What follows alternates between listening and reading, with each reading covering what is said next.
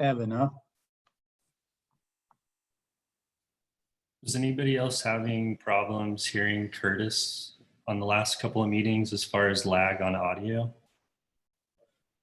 I was. Okay.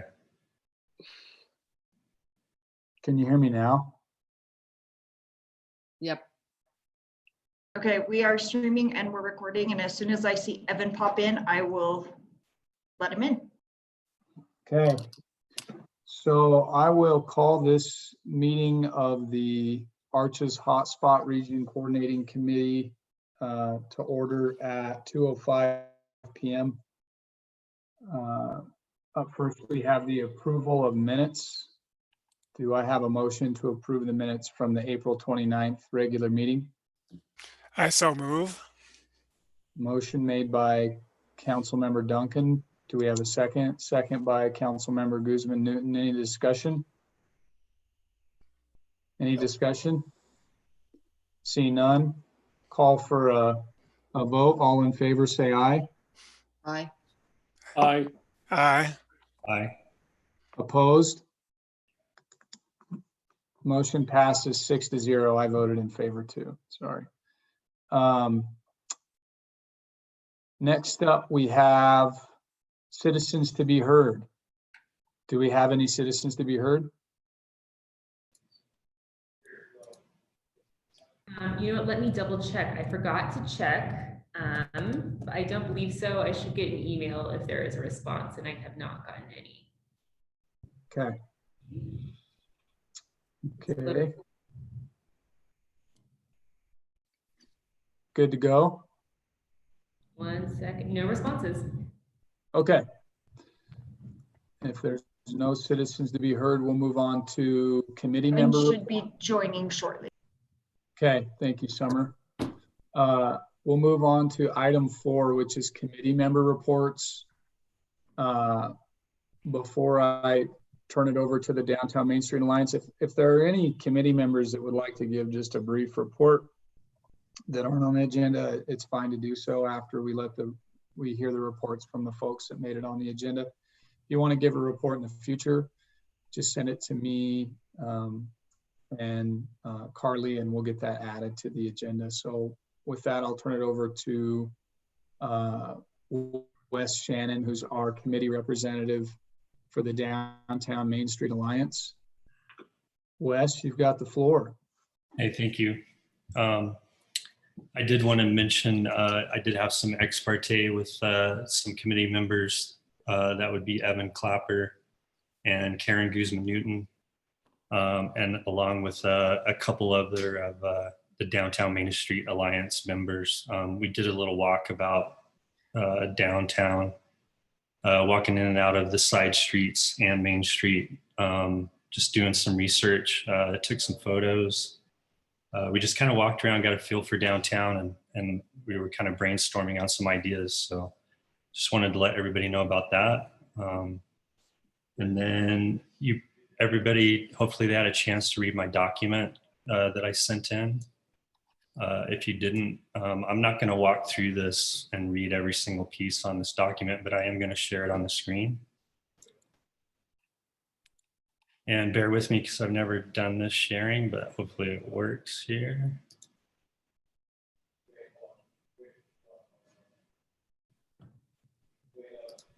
Bear with me.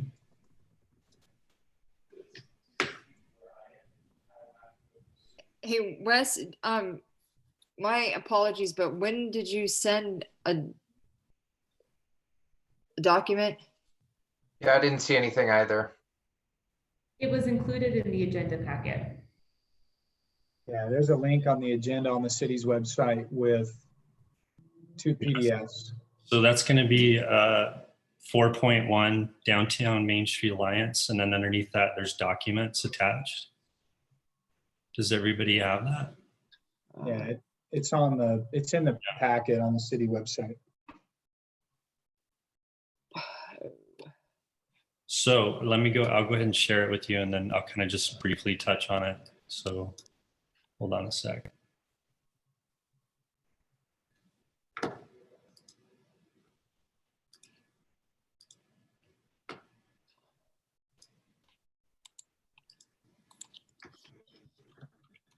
So everybody's on the screen, right? Yep. Yep. Okay, so this is that document I sent in to get on the agenda. And so this is just basically throwing out ideas that I've kind of talked with the Main Street Alliance about. And to actually work backwards from that, the other thing that I attached as well was the Downtown Main Street Alliance petition that we had started that actually formed the alliance. I failed to realize that I'm sure city council members are familiar with the Downtown Main Street Alliance, but the county council members were probably not privy to that information. So I attached that. And that's kind of explaining what the Downtown Main Street Alliance is about. And it maps out all the people that signed that are on board for the alliance. And it just kind of puts that out there for you guys to look at. Right now we're at about 52 businesses on downtown Main Street that have signed up for the alliance. And so we're just working with them, communicating with them on all these projects that are coming down the pipe. So just wanted to get that out there. And then, so moving down the sheet, I'll just read that first overview. It's time for the downtown area to be improved to reflect the increase of tourism in Moab. We are no longer simply a rural community. We are a rural valley with a vibrant urban center. We're not simply a few shops along a state highway. We need to establish a clear visual distinction between driving along a state highway and entering downtown Moab. We will do this with a reduced speed limit, sidewalks lined with parked vehicles, and a center green median. We need to increase pedestrian safety while improving flow off Main Street. We need to increase the amount of parking throughout the side streets of downtown Moab. We need a functional downtown. And so that's just a brief overview of where we're coming from. And that goes in with a little bit of background. But I will jump down to the goals. And again, these are just things that we're throwing out that we want to pursue. Number one being reducing the speed limit. Number two, keep the Main Street parking intact to provide that safety buffer zone for pedestrians. Take the pressure off Main Street by making side streets more desirable for parking. And then consistency of downtown right-of-way aesthetics. And I know, listening to Monty speak on these topics, I think we can bring those aesthetics in on our own if we try and come up with some ideas for improvements. So I'm not solely laying that on his shoulders. Develop with a future transit system in mind. Increase economic opportunity along Main Street and side streets by expanding the pedestrian-friendly zone. So those are some of the goals that, talking to the businesses downtown, that's kind of what we're looking at. And then it goes into some specifications.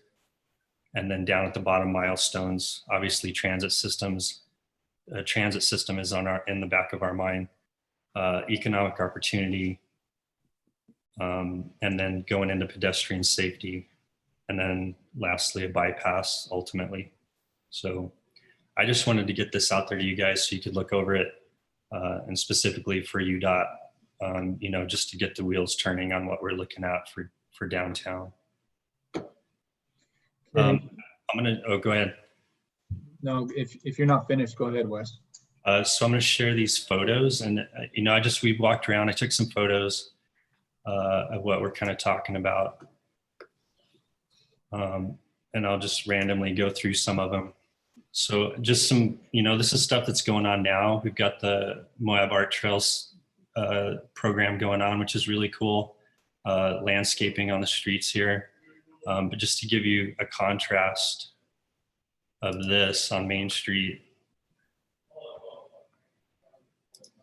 compared to this on side streets. We just feel like there needs to be some continuity for downtown, and there's definitely room for improvement. Some other inconsistencies on the corners here with the striping. If you see the stripe, there's really no rhyme or reason that we can tell. The stripes are not the same distance. Just another thing that we wanted to point out.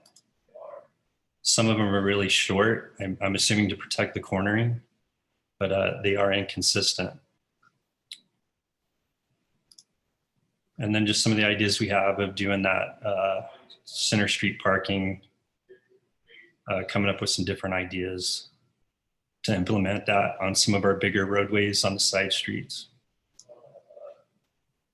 And then I know this is one thing that I'm an expert on, and that's food service delivery. This is one shot I took, food service delivery going on in the process. So this delivery, there's been some argument with trying to bring up delivery services being able to deliver. And I don't feel it's a viable reason to pursue because the delivery services are adaptable to whatever's thrown their way. I can go down the list of that, and there's, I mean, just from my experience running a restaurant for 13 years, you do have to deal with all kinds of obstacles with delivery. This one in particular, just as an example, they delivered here to the Best Western Pasta J's, and then the guy wheeled all the stuff across the street over to the Spoke. So that's just one example for adapting the food service deliveries.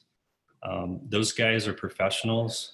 They come up against all kinds of obstacles, and I don't feel it's necessary to design our downtown around food delivery service. I just don't think it's a problem.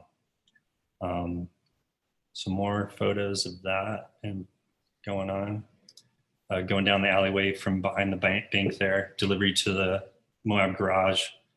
And then probably the most problematic one, just because I am right next to it, is, oh, what's up here?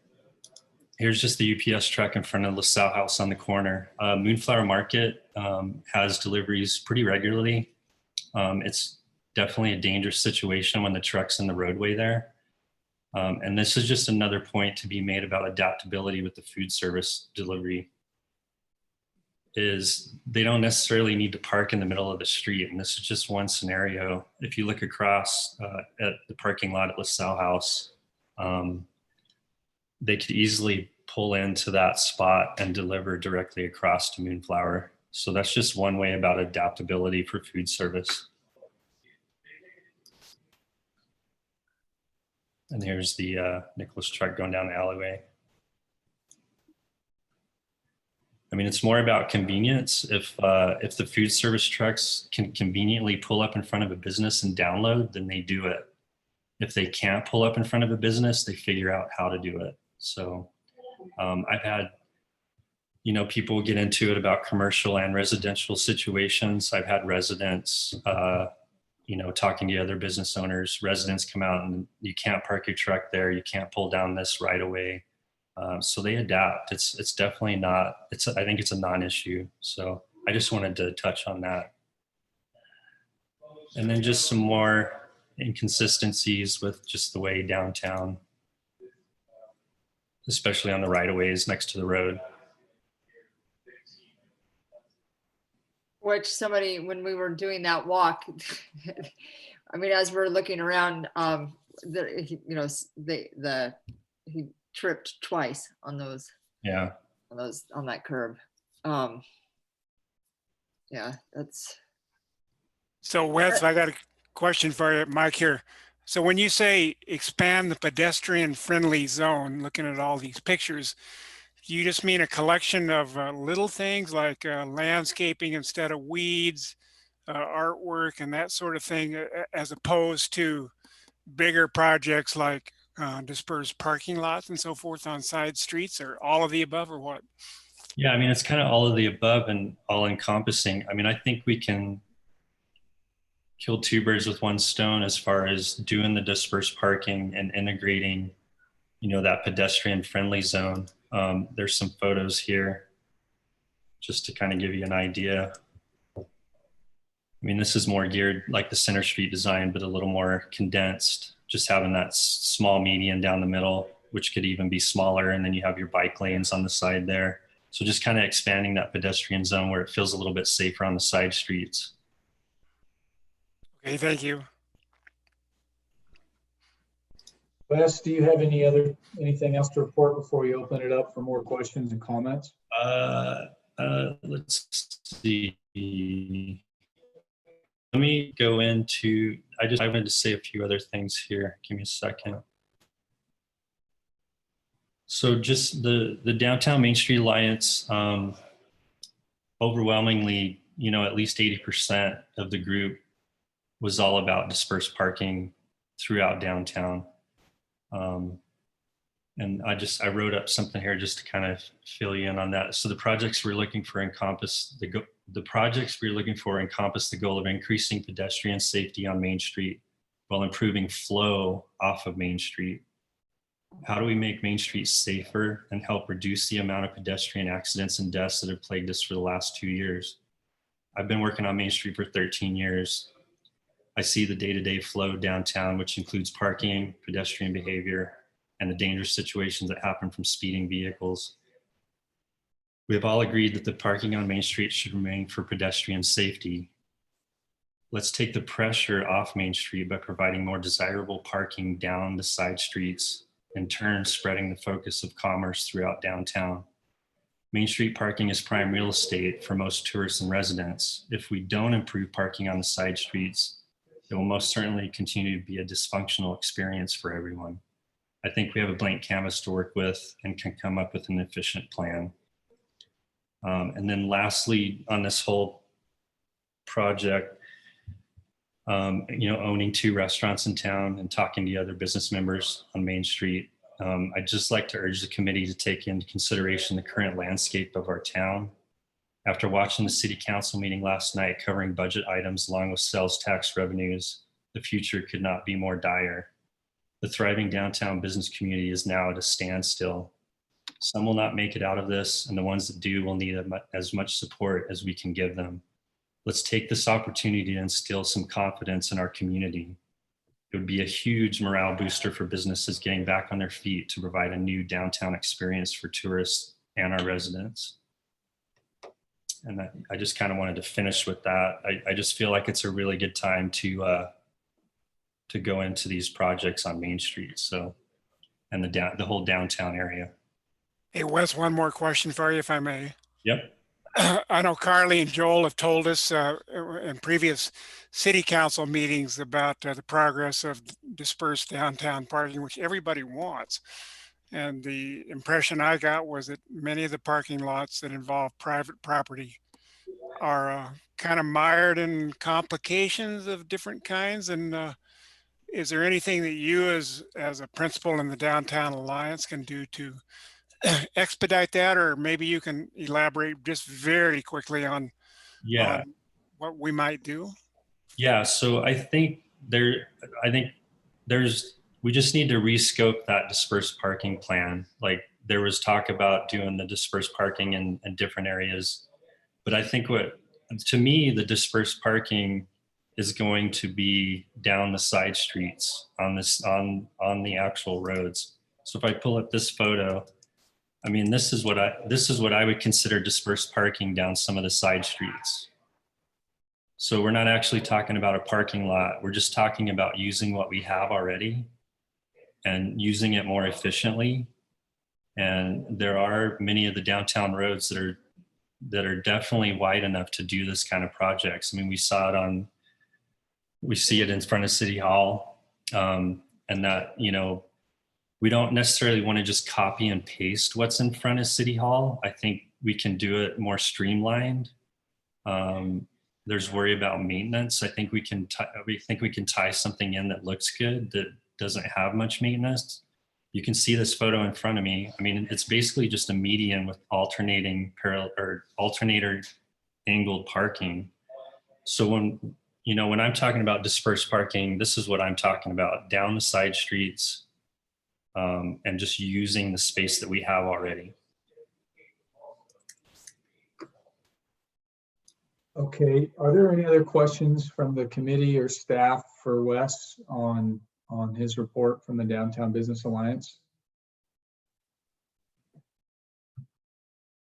Wes, I have a question, and I was going to email you separately, but if you don't mind answering now. Sure. How much, if at all, has the Alliance discussed further activating the alleyways on the backside of Main Street businesses? So to illustrate what I'm talking about, Ryan and Aaron have done a great job, quote unquote, activating the space behind the Moab Garage Co. and the parlor.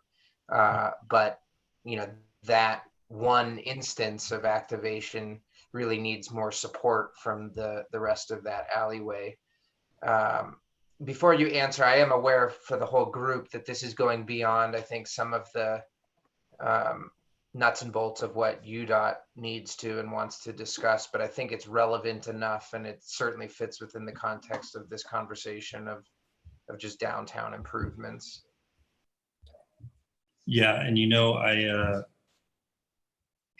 I can't really answer that. I haven't talked to many businesses about utilizing that space. I know that behind the garage, specifically the post office area and all that parking back there, was approached years back as far as doing some kind of parking. But that, and that's kind of what we're trying to throw out on the table. It's like we need to pursue these ideas. I think we could pursue them quickly. And I think we can make something happen. But yeah, I haven't actually talked to people directly on those areas. Zachariah or Curtis, may I? I You did bet. this, and when we were, looking at, different parking ideas, there was spoke with Miguel's, Javier was like, well, to use the back end of the restaurant, like if you switch the front to the back, that's their kitchen, and so they didn't have the space to do that. There was the neighbor, the Limas were the senior was super concerned about like having to man two doors, and they didn't have the staff in order to do for theft control and having two doors accessibility. That was a concern for for them. But it has worked in other cities, and it's again, it would be like trying to gain that momentum, but there is restrictions. A lot of the businesses use that back end for their storage or whatnot, so It would take some money at least yeah to assist. Yeah. them. But to that point, I think that when we were doing our walk around, there was definitely some interest in flow studies, because we were throwing out ideas like, what if we eliminated left turns, or what if we, is this wide enough for a U-turn here? And I think that, to really capitalize on that on-street parking on the side streets in a way that we're not just like creating parking lots on the side. It would be nice to have a flow study where, as locals, we kind of know our way around, and maybe some of that is utilizing some of those alleys, some of the turning by Zach's and zipping on over by the rec center. And if we kind of had some studies, maybe we build some of that flow in where we're like, okay, we don't need a left turn every block. Which block does it make sense to have left turns? Which block could we eliminate left turns to keep not just the side streets more functional, but to keep the traffic on 191 moving efficiently. So that was definitely part of the conversation too. And, that might not pop up in this summary like that, but that idea of using alleyways, using existing kind of locals routes, and trying to kind of build that into the flow, I think could alleviate some of that stuff, because everyone that we were talking with on the walkthrough, they recognized that this wasn't like a beautification project. That wasn't a kind of let's pretty up downtown, but it did look at a lot of those efficiencies. Like Wes was talking about the inconsistencies in the red striping at the corners of the no parking zones. And it's almost like everything was kind of designed there block by block, corner by corner, and that there was never like a overall kind of picture that came up. somebody would apply for some permit for their building, and then they would get like a no parking zone here or whatever. But it didn't appear like there was ever a study that, because the radiuses of corners are different, how close the sidewalk is to the, the main highway is different on one side of the street to the other side of the street. And so they were kind of asking for like a, hey, if we're gonna like tweak this, let's almost like, redo the plan for all of it, because they had done some kind of like amateur SketchUp sort of measurements, on a computer in a few hours, and they were like, imagine what a real engineer could do here. And so I think that was kind of exciting to me too, to kind of be like, yeah, well, and the idea that they would be willing to kind of concede some things of maybe not a crosswalk every block, or maybe not a left turn every block, and how can we make this so that people will want to walk the extra block, in order to kind of park and get out of their car. So I feel like I'm rambling, so I'll stop. But there was also interesting too to see, that we could get 40% more parking if it wasn't all parallel parking. If it was front end, what'd you guys call it? Yeah, it's right now it's angled parking. Oh, yeah, right. So just because of like trigonometry, the amount of curb that's used at the front of an angle spot as opposed to right angle, 90-degree parking, you're giving up 40%. So to have a 10-foot wide parking space, angled parking, you're using 14 feet of curb.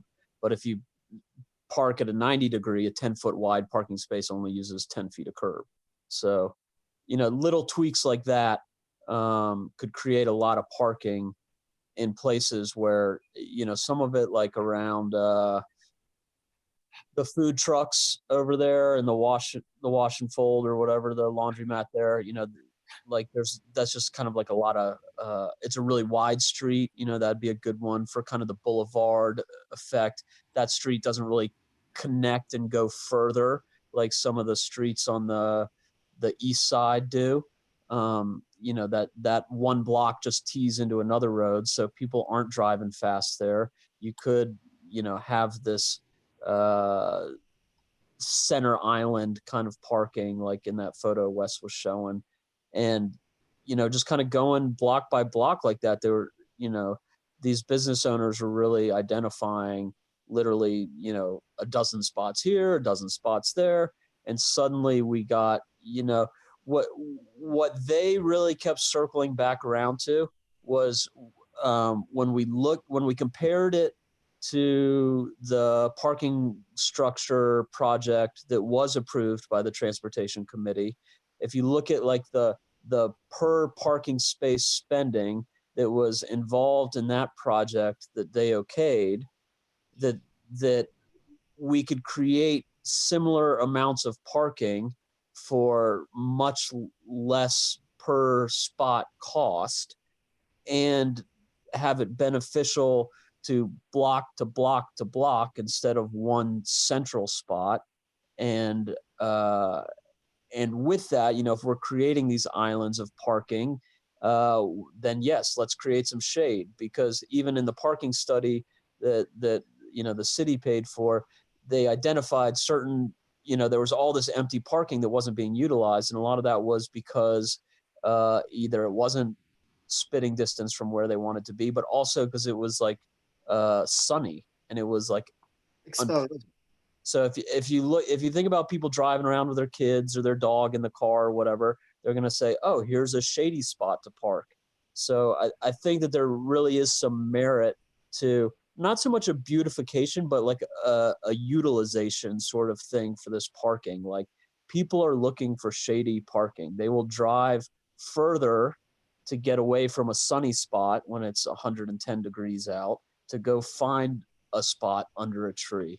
And all these business owners recognize that, and they were really stuck on this idea of comparing and I don't say stuck, but the kind of willingness for the transportation committee that approved the parking garage, what they were willing to pay per parking stall in that kind of project, like using that kind of as a base calculation to figure out some of these other downtown parking sort of things. So thank you for sharing that. For the sake of time, I think a lot of this stuff are things that we can get into as we kind of start to workshop through the downtown stuff.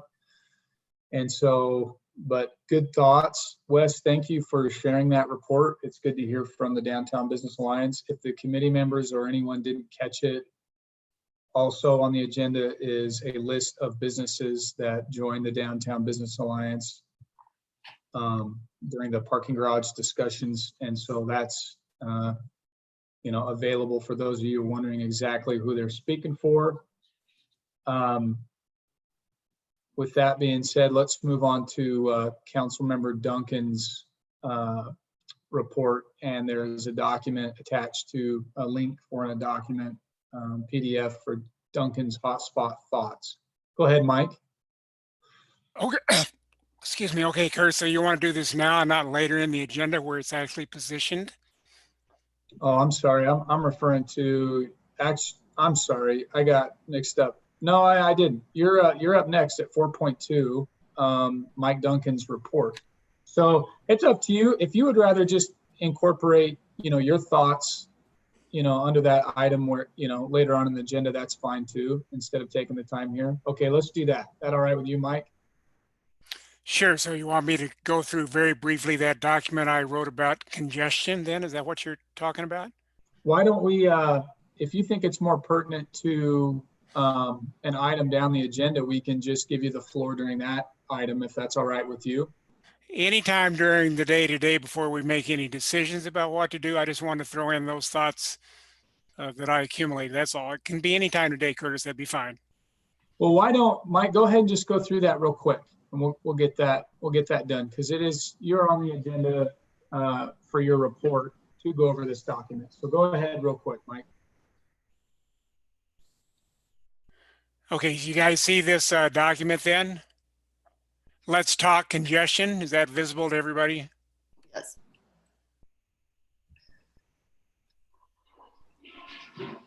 I'm not hearing any yeses. Oh, yes. Yes. Okay. Give me a thumbs up. All right. So very quickly, gang. So a week or two ago, Monty has made it very clear congestion is the #1 topic. I claim that it's the main thing of interest to residents and business owners as well.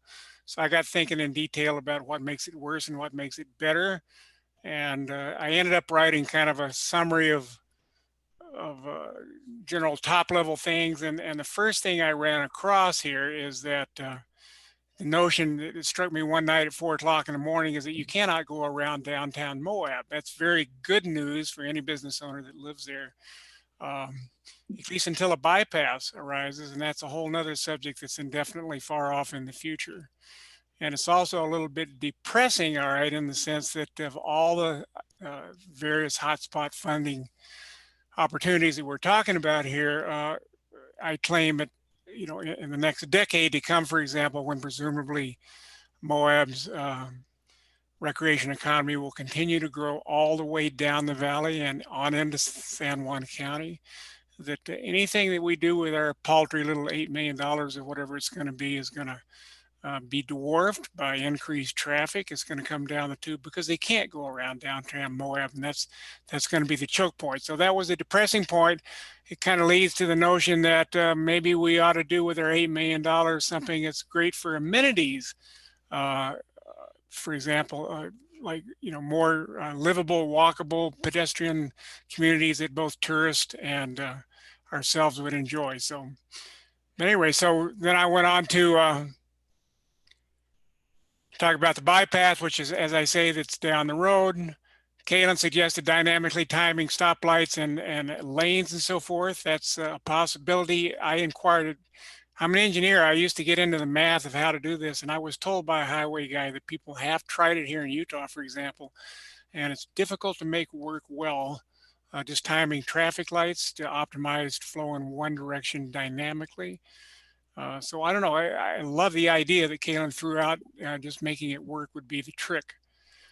We've been talking here largely about more downtown parking, dispersed spots, a very popular idea. But I want to point out that when those parking lots do fill up, you still end up with more cars downtown than we would have had otherwise. And I think Wes liked my analogy of the bigger backpack theory. And all you guys, most of you guys have backpacked, you know what I'm talking about. Some point in your life, you've gone off and bought a bigger pack because you ran out of room, and first thing you know, you found a way to fill it up. And I kind of think of downtown as that way. So in order to get around that idea, Karen and I have suggested the idea of keeping cars out of downtown Boulder with shuttle transit and so forth. But the trick is, in order to get a significant fraction of visitors to use it by leaving their cars at the hotel, or if we're talking about residents leaving their cars at home when they go to work, it's not going to make a lot of difference. There's a world of municipalities over the years that have spent a lot of money on bus lines, only to find out it really didn't make a hell of a lot of difference. All right, because there just weren't a large enough fraction of people using them. So that's the limits on that. And then we've been talking about time limited or metered parking to say, come downtown long enough to spend some money and go home, get out of your spot. If people all tend to come at the same time in the evenings, that has some limits there. I went on this next paragraph here where I have my cursor is really where I kind of started off when I started writing this, the nitty gritty details about what causes congestion. In particular, I'm interested in the discussion about downtown left turn lanes off Main Street.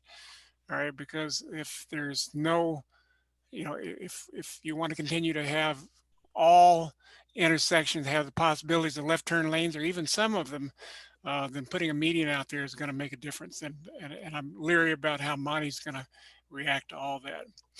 So finally, I constructed a couple of tables here. The first table is the popular ideas that are on our hit list right at the moment, kind of evaluated them in my perception of what reduces and what increases congestion.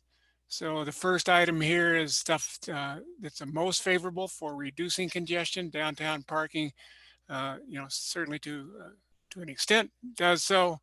The north and south rec parking lots, if you can get people to ideally have a shuttle system into town, that helps. Metered parking, maybe. And finally, the Main Street bulb outs that are great amenities for a pedestrian-friendly experience. Monty's already alluded to the fact that he has heartburn about those because of the friction with traffic that they would generate. And finally, I went on to construct a somewhat longer table. It's in front of you here now. This is other stuff that's not on our hit list, the bypass, which is obviously the best way of reducing congestion, but it's out of scope. Cane Creek Boulevard, 500 West to 191. I want to point out, guys, for those of you that weren't looking closely at the bypass study that the state did for us, that was actually route number 1, basically. And so to improve it, so to speak, is kind of tantamount to saying, oh, that's our brand new bypass, guys. That's the best we can do. I want to point out that the residents were vehemently opposed to that. And even if we were talking about trying to put it up behind Mountain View subdivision, they were vehemently opposed to that. And the only reason I pushed it for a while is to say, well, if you buried a good fraction of it, sound walls, and brought it further south, maybe, but it's really expensive, so it's no longer on my hit list either. Downtown parking garages, that would help till they fill up, but that was unacceptable for other reasons. I've already talked about timing stoplights and signing multiple lanes in one direction, so I won't go into that again.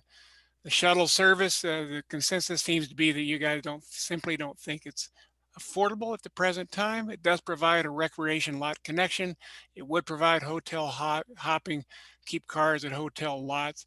I would still, like in my own mind, like consider some sort of quick, easy something thing that we can afford, even if you guys are no longer considering it, still in my mind out there. The bike share program that was on the original hotspot list is a beautiful amenity. E-bikes are getting to be very popular. I thought about going into the e-bike business, guys, a while back. Actually bought a Chinese bike, but didn't do it. And they're very popular. But again, unless there's a lot of people using it, instead of taking their cars, don't look for any significant change in congestion. And finally, removing the Main Street parking, which was a great thing as far as UDOT was concerned, was unacceptable to businesses, unacceptable without replacement parking, and so forth. So that one's kind of a no, never mind kind of thing. And finally, the least popular one on my hit list was kind of the generalized widen the highway south of town to encourage more businesses. And that sounds great, but it does invite more volume, just plain old more congestion. So anyway, that's the thought process that I went through. And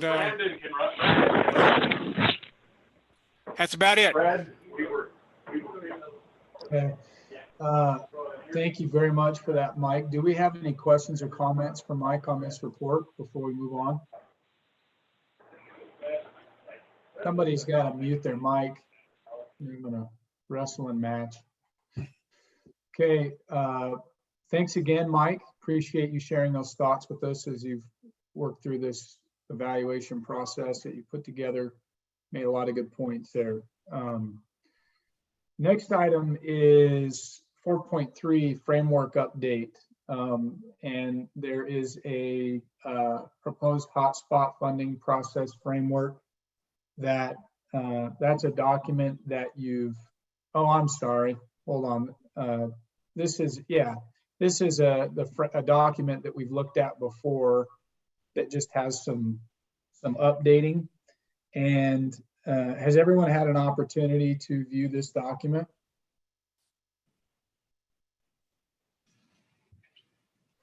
Are there any comments or suggestions or any thoughts at all that people would like to share? So we've got, basically it's a recap of the meetings and kind of what we accomplished in April 24th through the 29th. And you'll see today's meeting, and these are kind of the primary goals that staff and myself are kind of outlining for us to move through the process. And then if you look forward to May 27th, we've got further developing scope of Main Street improvement projects as the desired outcome. We've got kind of an outline of the agenda. And as it continues into June, continuing to flush out off-main parking, urban design. So this just gives everyone on the committee and UDOT and staff and everyone an idea of how the city administration and myself as chairman and county staff are the framework that we're providing for us to kind of work through this process and these goals that we have. If there are any comments on this or things that you'd like to see included or anything at all, if you wouldn't mind just shooting an email to me and Carly and Zachariah and just letting us know kind of what your thoughts are as we continue to update that framework, so that we can continue to bring that back and keep us moving through the process. So any other comments on that at all before we move on? Okay. Moving on then to item 5, which is our discussion to further define and evaluate proposed transportation projects and discussion of potential sub-criteria for refined project evaluation. And so where we're coming from here is we do have some legislative criteria from the legislature, to UDOT, and UDOT subsequently created a program, for regions and to apply for this money, and the criteria, which is included in this PDF, is just to give the committee a refresher of what we're using to base our decisions on as we evaluate these projects. And we have a lot of different ideas that are going in different directions, but this is really what we need to look to as we grade these projects. And the goal is to make sure that we're staying within alignment of the legislative intent for the program, but also so that when we get to the end of this process, that we've wherever we arrive in terms of projects, that it's very transparent and clear and how we arrived at that point based on the program criteria and not the different projects that were our favorite, for whatever reason. So with that, I'm going to turn it over to Monty with UDOT to elaborate further on the program criteria. Monty?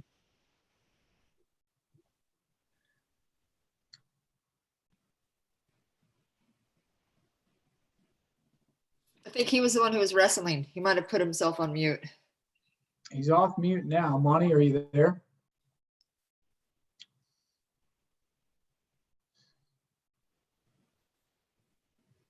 Okay, two mute buttons, the one on the phone and the one on Zoom. Okay. Yes, let me pull that up and show the criteria that was established. Is everybody familiar with these?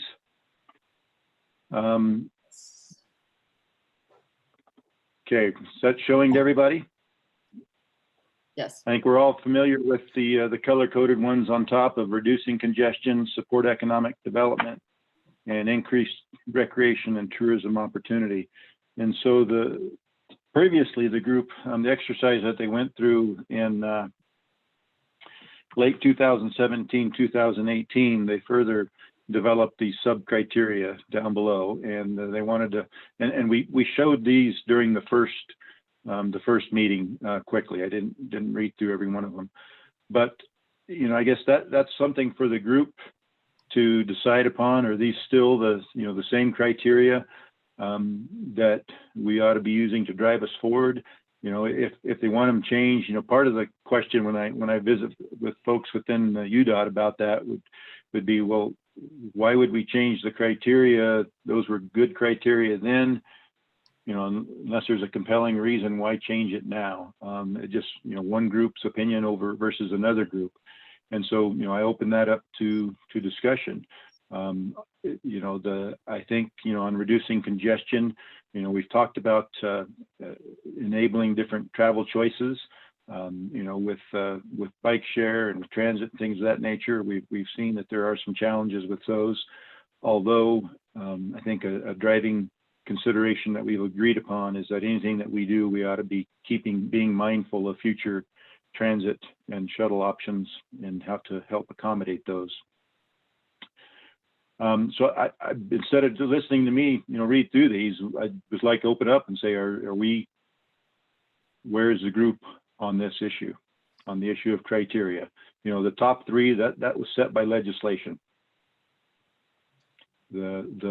The others are things that we have an opportunity to refine if we have a compelling reason to do so. Monty, let me ask you something just real quick so that we're clear. Are there any of these three that you feel like are way more than the others? Or are these three criteria, should we look at these all in, as equals to each other? I believe the reduced congestion was the primary focus of the legislation, of the funding,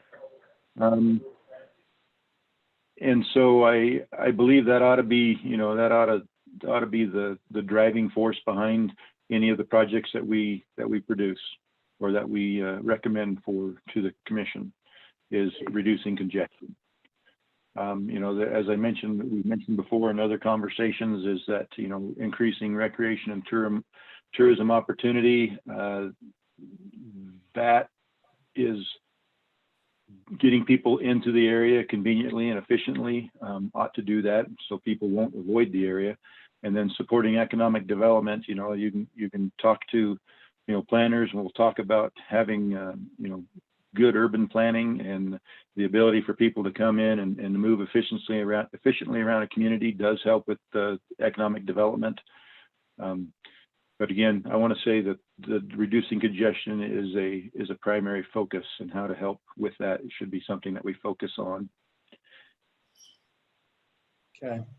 If anyone was going to have a majority, it would be that one. Okay. That was well said. Does anyone have any questions or comments for Monty, our staff, on any of the program criteria laid out here? So Curtis, I have a comment. Yes, go ahead. If I were going to adjust any of these at all, I think they're all really quite good. And I would say that because I helped develop them during the last round. But the one that doesn't really make sense to me is in the increased recreation and tourism opportunity. The second one, increased number of year-round transportation options.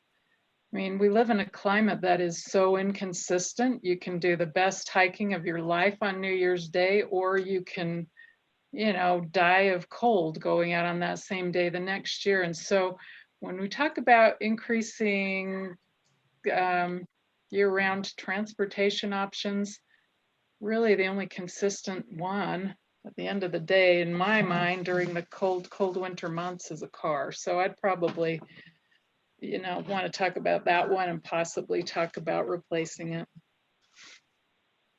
Okay. Lonnie, do you have any thoughts on that, or other committee members have any additional thoughts? I do not specifically, and in fact, So, and the on that transportation same bracket too, like enhancing access to recreation opportunities. Again, you know, most of our rec opportunities are in public lands that are outside of, you know, our downtown area where we do have the most congestion. And, you know, for me as a council member and being a community member, reducing congestion is the biggest goal, just between that friction between community and tourism. So, I mean, I don't see any other reason to change any of these criteria. It seems in line with what we're trying to do. Yeah. So, hey, Monty, if I may throw out, and ladies and gentlemen, throw out this idea. It's been around for what first came up when I first started on council 2.5 years ago. And that was the parks, Arches Park decision to try to make reservation systems. You guys were very much aware of that, how superintendent there, who's now gone, had a very well developed plan. We started to bless it for city council, and about that time, late in the game, the Park Service decided they wanted to conduct an economic impact study, which was supposedly going to take a couple, 3 months. It ended up taking much longer. And the whole thing got mired in top level politics on upstream, and it never happened. And instead we're supposedly looking at wider ranging things other than a reservation system. I will still say that a reservation system has a lot to be offered in my mind. And if it were implemented, and there would take some work to do it right, it will decrease congestion during the peak months, and it will tend to spread out visitor traffic through the year round, if you will. And so in my mind, that option, which has got nothing to do with hotspot funding per se, is still a viable option in my mind. And to Karen's point, I would like to see the access to recreation opportunities stay on the list.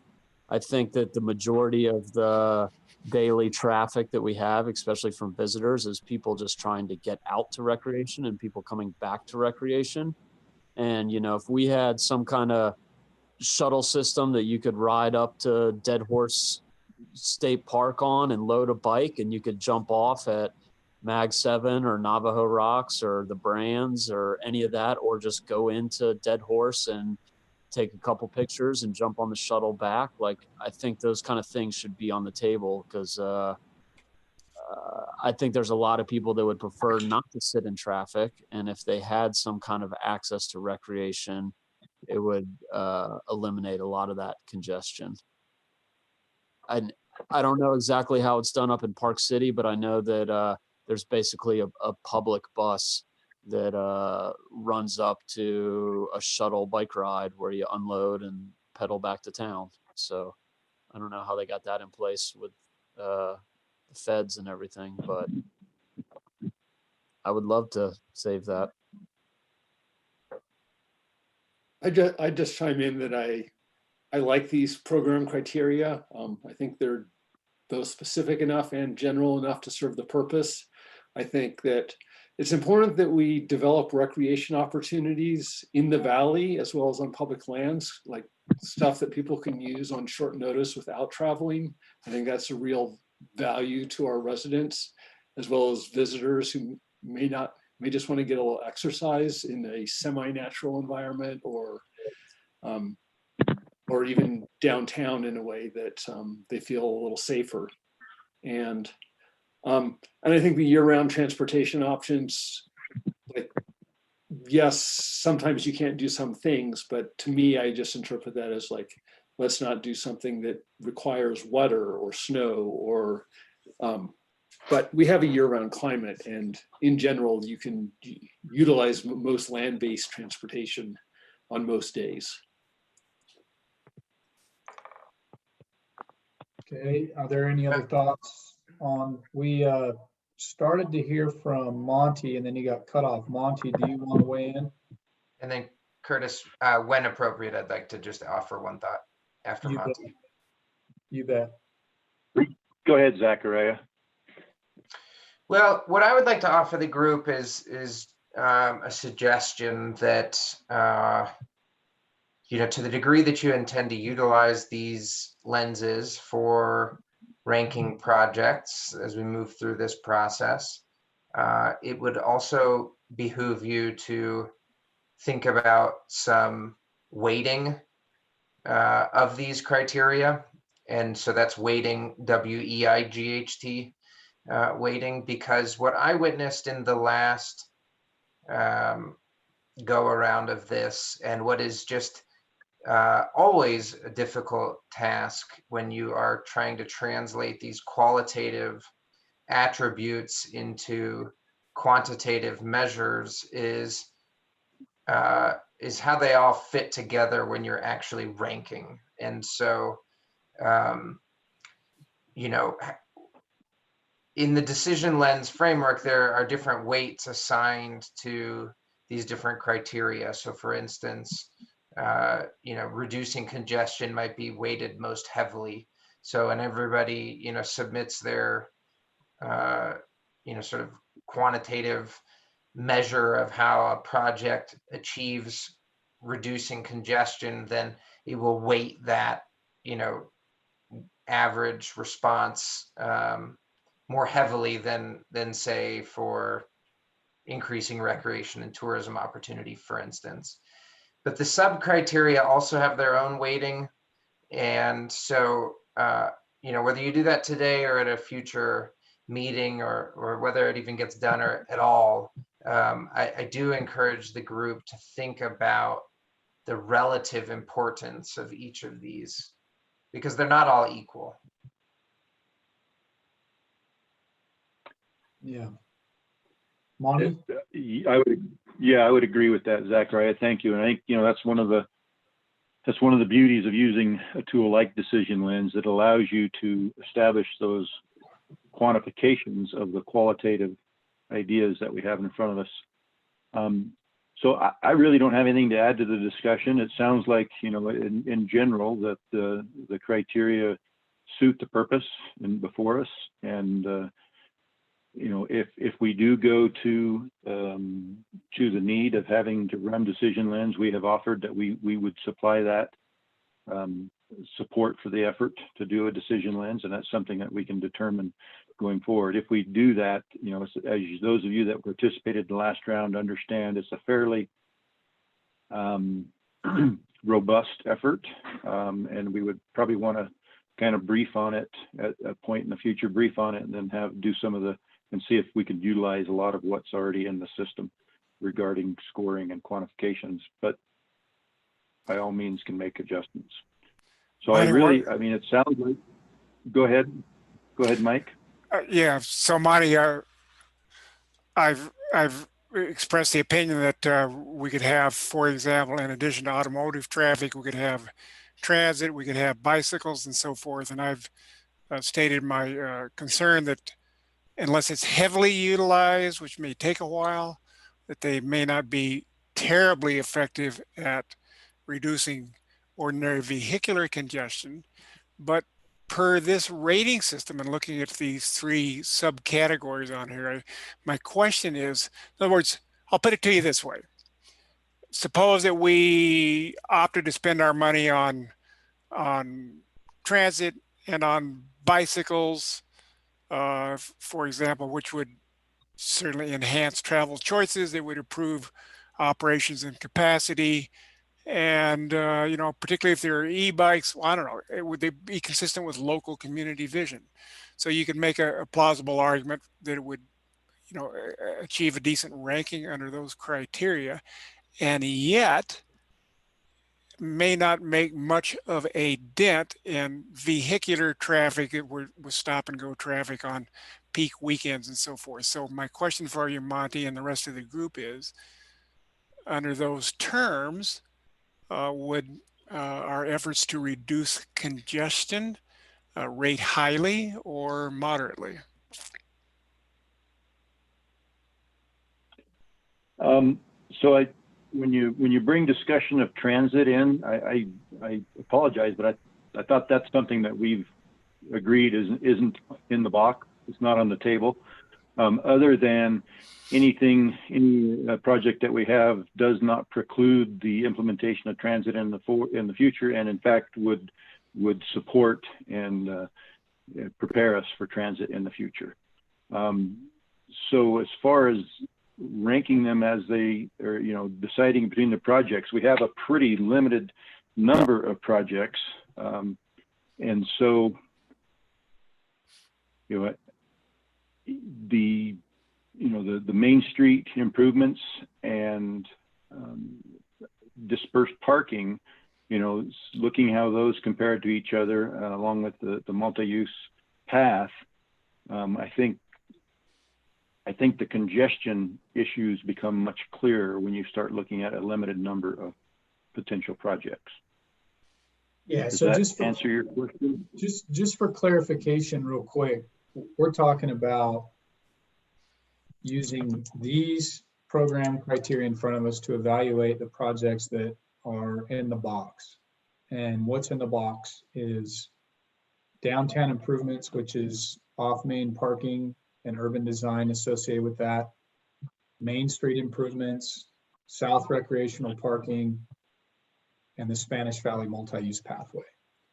So the goal for this discussion is to both acknowledge this criteria as being in stone by the legislature and UDOT, and then agreeing on sub-criteria. And the sub-criteria under each box, that was developed. You want to clarify that, Monty, where that came from? Who identified the sub-criteria for each of the three pillars there? So my understanding is that was done during the development of decision lens process in late 2017, 2018. Yeah. With the community group that consisted of representation from the city, county, and the limited number from public business owners. Yeah. And so now is the time for this group to recommend any amendments or additions, you know, to this, so that as we score a project, everyone is copacetic to what we agreed upon as the sub-criteria here. And I think, you know, part of what Mike was saying was, you know, I think is trying to keep what's on paper in front of us consistent with, you know, with our understanding of these three things. And so, for instance, so I'll give you one, consistent with local community vision, you know, under congestion, you know, I guess that would mean, you know, whatever item, you know, a certain project, as we're evaluating it based on congestion, we want to make sure that you know, mitigation of congestion is consistent with local community vision. But local community vision could be applied to the other two just as well, economic development, you know, and whatnot. And so I'm not so sure we have a finished product here. You know, everyone, you know, we need to make sure that, and especially like in congestion, if we're hearing from Monty that congestion needs to be the primary driver of any project, then we need to make sure that we're really comfortable with the sub-criteria in that column. And so, question for Carly, you know, Monty and Zachariah real quick is, do we want to assign committee members with, you know, to come to the next meeting with some additions to the criteria as far as sub-criteria, and then work on an action item based on finalizing that at the next meeting? Just because I'm trying to manage time here too. We still got a lot more to get through. Do we need to leave this meeting with a rubber stamp on these sub-criteria?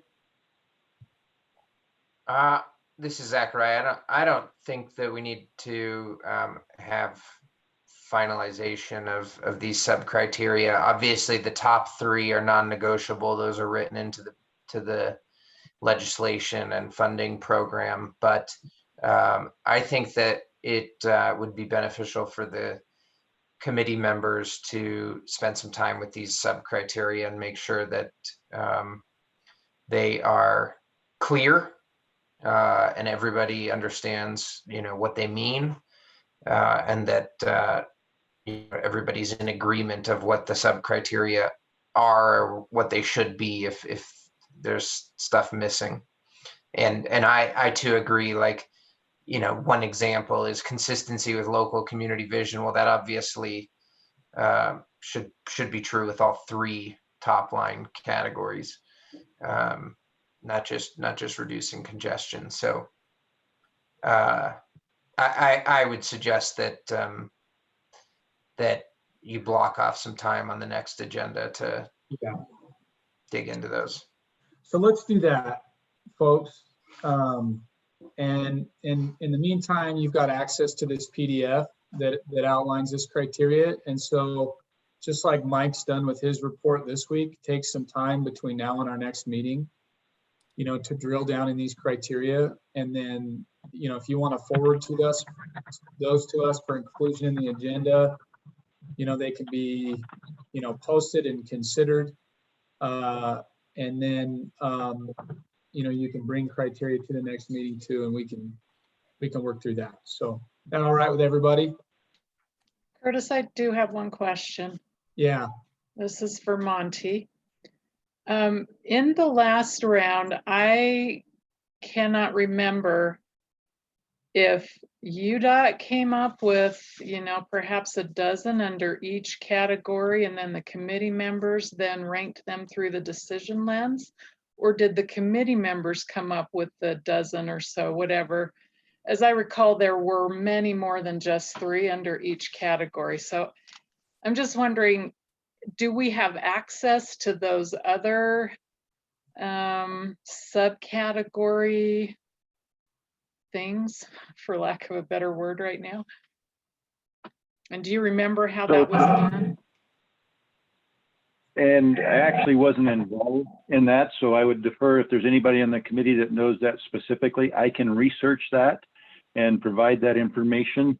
I could go into Decision Lens and see, and I can also reach out to Rick Torgerson and Kirk Thornock, who were part of the group last time, and see what they recall, if they have other criteria that were evaluated as well. I don't know the answer to exactly how. My understanding is that they were developed and by the previous committee and in a joint effort with the representation from UDOT.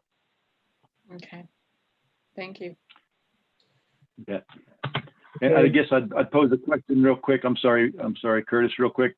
Jared Beard's on the call, and Jared and I both kind of dug into the decision lens previously. Do you recall in that investigation, Jared, if there were other criteria that were included that are not in that PDF? I don't recall there being any other criteria.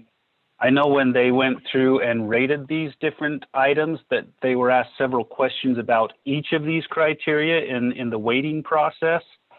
And so that may be what's being remembered, is that there were several questions that were asked about each of these 9 different criteria to kind of come up with the overall weights of these different items in the weighting scales on the decision lens process. So there were a whole lot of questions in there, but I don't remember any other criteria other than these 9. So,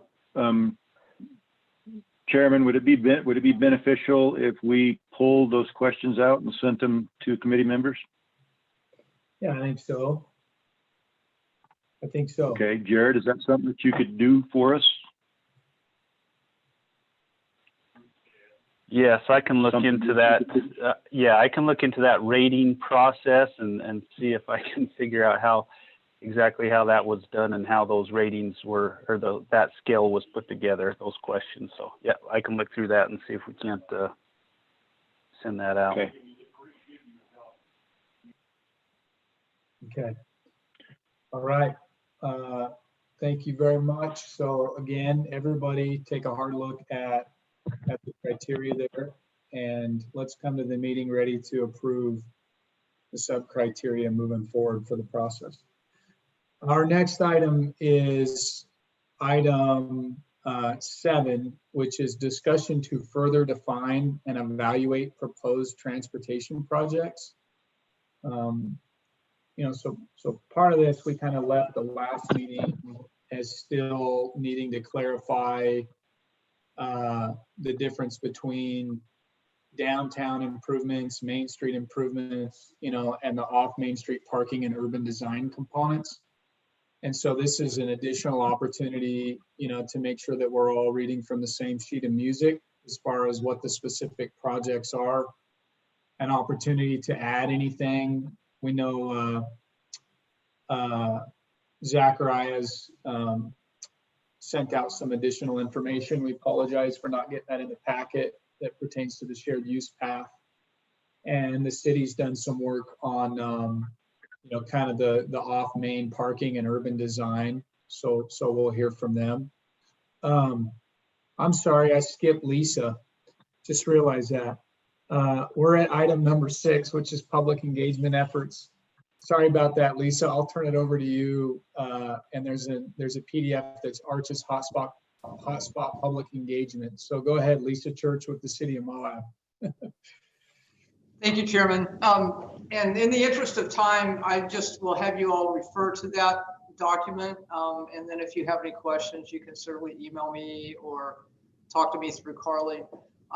As you go on with the rest of your discussion, I will be cutting in once in a while to ask you what kind of feedback you're looking for from the community with the various different projects you're talking about. And I'm always, certainly welcome any other feedback I might hear from you. I do want to show you the website. And if anybody has any questions about the public engagement document that was in the agenda, I'm open to any questions about that as well. But I do want to show you that we have created, I have created a website page for the hotspot, and I'm going to go to it right now and just kind of show you some of the features. If you have any questions about it, we'll talk about it too. So here we go. We'll see if this works. I haven't shared a screen yet.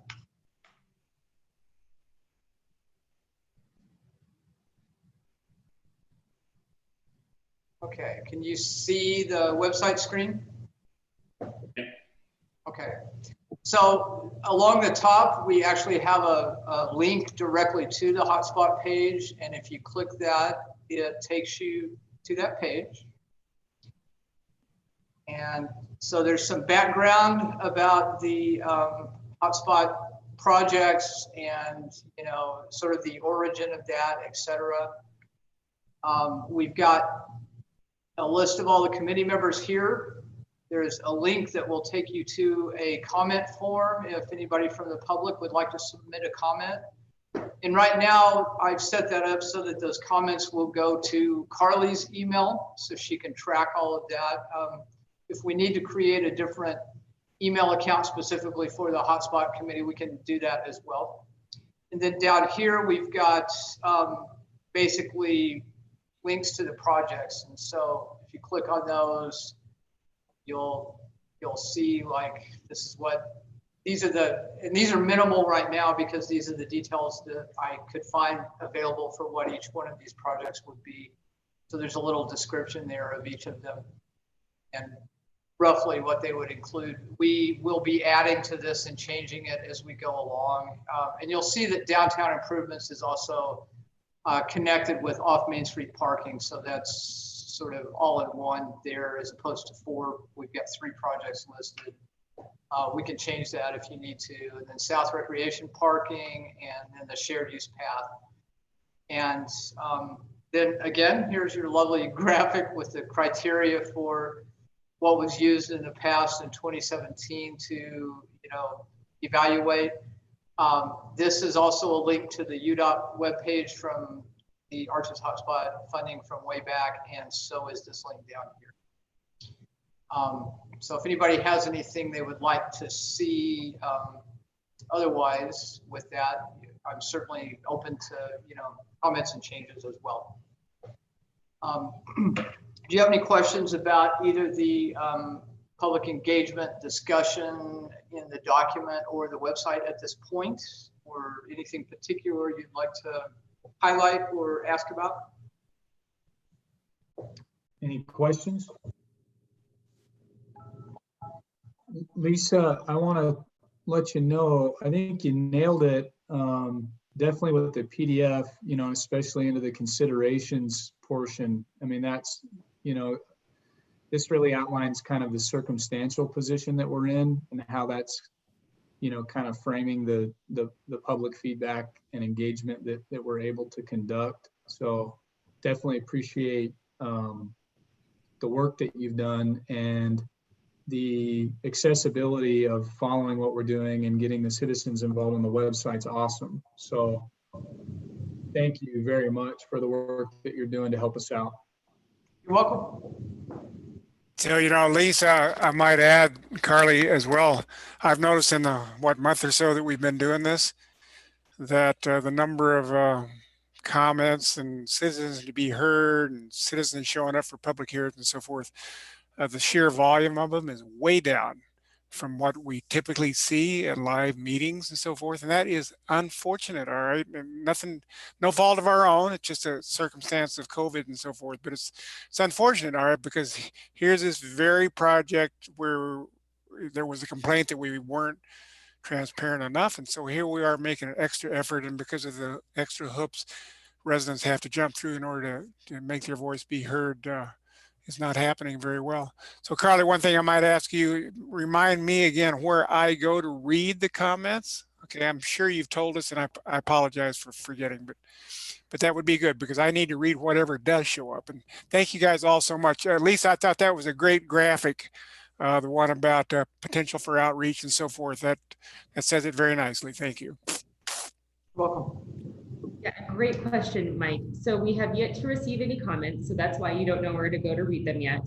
They'll come to me, to my email, and when they come, I'll just shoot them out to the committee. And depending on the volume and sort of what starts to happen, we might either set up a separate email that you guys all get access to so you can read them, or we can even track them in an Excel spreadsheet. There are a couple different ways we can track comments for you so they're easy for you to digest. But at this time, there's not a lot coming in, as you said. So yeah. Well, thank you. Yeah, you're doing a great job. So thank you so much.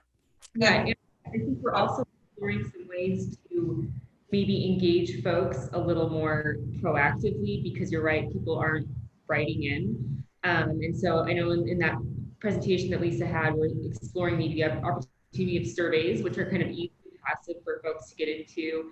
Maybe an idea of some virtual town halls as we delve deeper and workshop projects more. But you're right, we want to get at least some engagement so we know the temperature of the community when we ultimately select the project, and you can feel confident that you have that community support as you move through this process. Yeah, and I would like to just let you all know, in case you haven't seen them, that I have run 2 ads over the last month reminding people about the hotspot committee and the hotspot project, and you know, just giving them a heads up that this is happening, and we'll be asking for public inputs. So, you know, we'll put our heads together too, and try to come up with some, you know, some campaigns we can do on our social media to try to, it seems like people are incredibly engaged on Facebook right now, which is often the case here in Moab, but we could definitely, you know, come up with some social media campaigns to try to just remind people, especially once we have a regular meeting schedule set up, we can put that out there. We'll put it on this webpage as well, so people know when to tune in every week, every time you're going to have a meeting, and that might step things up a little bit for you too. But if you have any other thoughts about something you'd like to see me try, I'm sure open to it. Okay. Karen. You're muted, Karen. Sorry. I'd be interested in seeing how the group felt about potentially having, you know, an afternoon or, you know, a couple hours to have a town hall that's actually downtown, like at the visitor center, and we just set up a social distance feedback loop for people who might be down there, because it, you know, again, I really feel like it's very limited who participates and who is engaged in our, you know, in our county and city meetings, and going out and trying to do something different seems to be, that could be more effective. And it's a more neutral space to go and have something outside. And I don't know if that would be a possibility, but I definitely would love to help make that happen. Yeah. Any other comments on the public engagement? Okay, thank you very much, Lisa. Moving on back to item 7, which is discussion to further define and evaluate proposed transportation projects. So just jumping into that, Zachary, did you want to take a minute and kind of cover the additional items that you've provided for the committee on 7.1 shared use path, or it's up to you? I don't think it's necessary. They're fairly self-explanatory. The purpose for providing those documents to you all was to give some additional credence to, you know, my position that there is an economic and recreation justification for the shared use pathway. You know, I think it's a fair assessment that the impacts on reducing congestion, you know, would be moderate at best, not non-existent, but moderate at best. And so, you know, I don't need to walk through them. I would just encourage the committee members to look through them, and hopefully the UDOT folks have looked through them as well. I know Jeff Sanders has, because he asked if he could share it with some other folks. But again, it was really just to provide some additional justification for meeting the 3 criteria established in the bill. Okay, and so, you know, just as a frame of reference and context for the committee, when we put the agenda together, you know, we needed to continue to clarify what we're looking at doing downtown, but also, you know, for the sake of time and to make sure that we are being as efficient as possible, I like the idea of, now that we've reestablished the program criteria, want the committee to speak freely if, as we go down this path, if make sure that everybody's on the same page and bought in that all the projects, you know, meet the criteria. So as we go down the list here from the shared use path to 7.2 is downtown improvements. And so in downtown improvements, we kind of have, you know, 2 separate projects underneath that umbrella. You'll see in the agenda, 7.2.1 is off Main Street parking and urban design components. 7.2.2 is Main Street improvements. And so that was our way of kind of more clearly defining the off-main parking and the urban design component to that and differentiating that with the Main Street improvements. So before we move on under shared use path, is there any comments from the committee regarding program criteria, what they like, what they don't like as it pertains to the shared use path? I have a question. Sorry, Kaylin, you raised your hand. We'll both get our chance. So this is for Zachariah. My understanding is that we don't quite have all of the private property easements that we need in order to do this, the entire length. I know we have significant easements from developers, specifically Arroyo Crossing. So I'm just wondering where those private property owners are. Is it between Spanish Trail and Mill Creek?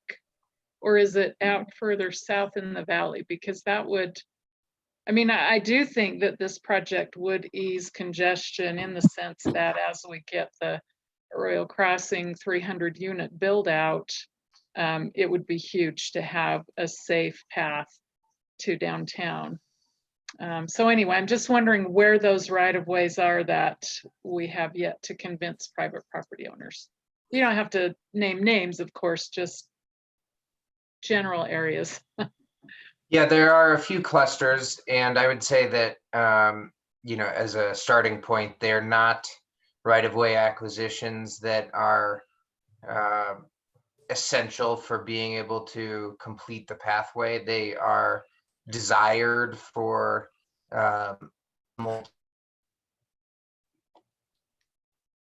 Sorry, you froze up. We lost him. He's frozen in time. Yes. Okay, that's probably enough of an answer for me. Okay, until Zachariah gets back in, do you guys, is there any discussion just between committee members on the shared use path, you know, and with that program criteria in mind? Any problems, anything you like? I mean, go ahead. Kaylin, go ahead. Well, as I review the scoring sub-criteria, it seems like this could score well. And in general, I like the idea a lot. I do have a question for Zachariah about the typical cross-section, but I will wait for him to reconnect. Okay, and yeah, Wes, go ahead. I'm going to jump in front of Karen. I would just. Zachariah's back. Okay. Do we? Let's. Go ahead, Wes. I'll step back then and let. Yeah, let's do Kaylin. If you wouldn't mind asking Zachariah your question, and then we'll move on to Wes. Sure. You're muted, Zachariah. Real quickly before you ask the question, Jalen, there are a couple of clusters further south in the valley, but again, it's primarily a function of achieving optimal design rather than completing a pathway. So in the event that we can't acquire certain portions of right of way, the idea is to modify the design. Maybe it won't be a separated pathway in that location, and instead it would be, you know, a side path that was protected by Jersey barricades, something like that. But there are a few clusters, and I'm happy to share those with the group. We have not actually spent any time communicating with the landowners in earnest about those locations because we wanted to be further along and having some funding lined up. Okay, thank you. Quickly, just to that, Zachariah, is there any issues before the four-way stop up at Spanish Valley and Spanish Trail? There might be a couple. I would need to pull up my spreadsheet. I can share the mile markers with everyone if that's of interest. And on the typical cross section, it looks like the path is continuous with the other road paving and will tend to be downhill, which seems like the shoulders tend to be gravel accumulators already. So I'm wondering if there's a possibility for at least some of it to be separated. Yeah, the idea is for as much of it to be separated as possible. So, you know, that may not be reflected in the cross section or obvious, but, you know, the idea is that there would be at least a couple of feet of separation between the roadway and the pathway. Thanks. So just as a reminder real quick, you know, as we move down the line, we'll have opportunities to kind of work through these things in a workshop level, but this is specifically related to program criteria is what we want to do. So we establish the program criteria or recognize it. And this is the first time we're actually cross-referencing criteria with the projects to make sure that we're you know, that we're headed in the right direction. So if there are questions just about specifics or things like that, if we could refrain in getting into that until down the line. Are there any other questions or comments on the shared use path as it pertains to the program criteria?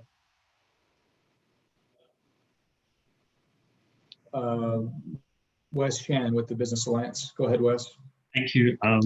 Yeah, you said speak freely. I just wanted the committee to understand, and with all due respect to Zachariah and the project, I mean, I moved here 21 years ago, specifically to bike, and I never left. I've been an avid cyclist all that whole entire time here in Moab. I think the shared use path is amazing, and I think it'd be great. It's just hard for me it's going to be hard for me to go back to the Alliance and tell them that we moved from a parking structure downtown to using the money to build a bike path out in Spanish Valley.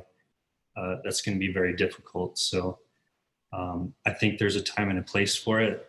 And I just feel like right now it's not the time. I think we need to focus on the downtown corridor and get that in line first. And I'm sure this other shared use path will eventually happen. So that's just where I stand on the project. Okay. Karen, go ahead. Again, I would probably just say in terms of the criteria, and if congestion is going to be our most weighted title that we're going to be using. I mean, I'm just looking at Strava data, and I don't know if everyone is familiar with it, but it's a cycling app. And, you know, for instance, up at the Bar M at Lazy Easy, over the last just 8 years, you know, there's 12,000 people who have, you know, done the Lazy Trail. And then if you look at how many people have ridden up Spanish Valley, and this is for 9 years worth of use from 2011, there was only 1,295 cyclists who have used it. And I totally believe that and I would use it probably a couple times a week. But in terms of, like, you know, using UDOT funds for a multi-use bike path, I mean, it would be a hard sell for me. But as much as I want it, because I am also a firm believer that I think we create a way stronger community when we have multimodal transportation, and there's, you know, we incorporate alternatives to the car, because we're so car centric, and I would, you know, would love to see our community get away from that. But in terms of, you know, like just with the budget, and again, Monty, I guess this would just go to you. Like, it seemed like after our last meeting, we really had to come up with a project. And I mean, is it possible to pitch 2 projects?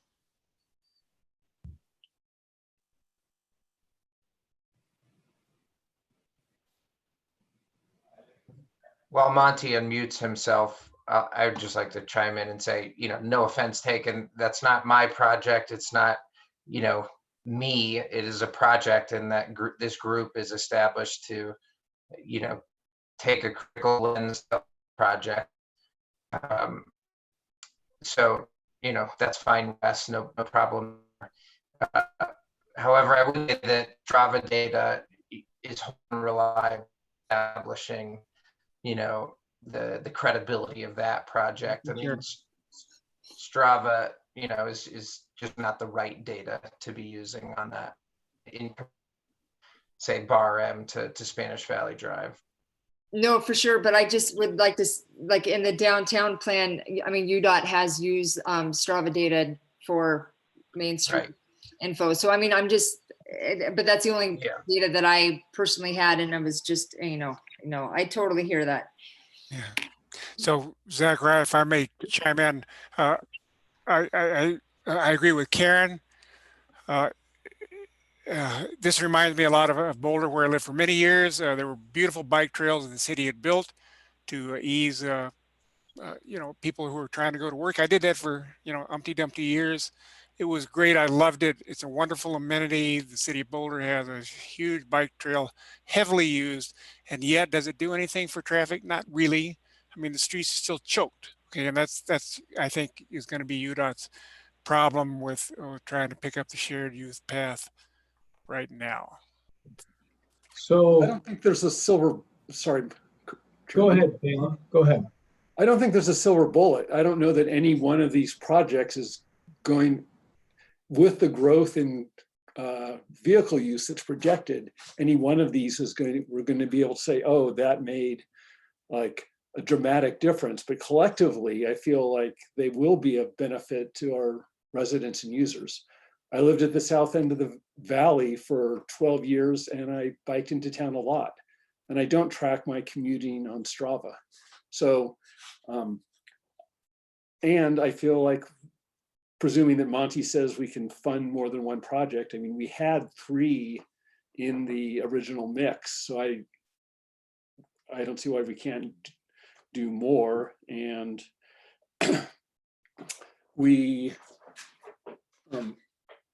and it seems like the shared use path could be partially funded. I've said this before, but the northern end of it may be more valuable for vehicle trip avoidance. And so perhaps we could look at the balance of how much funding each of these needs.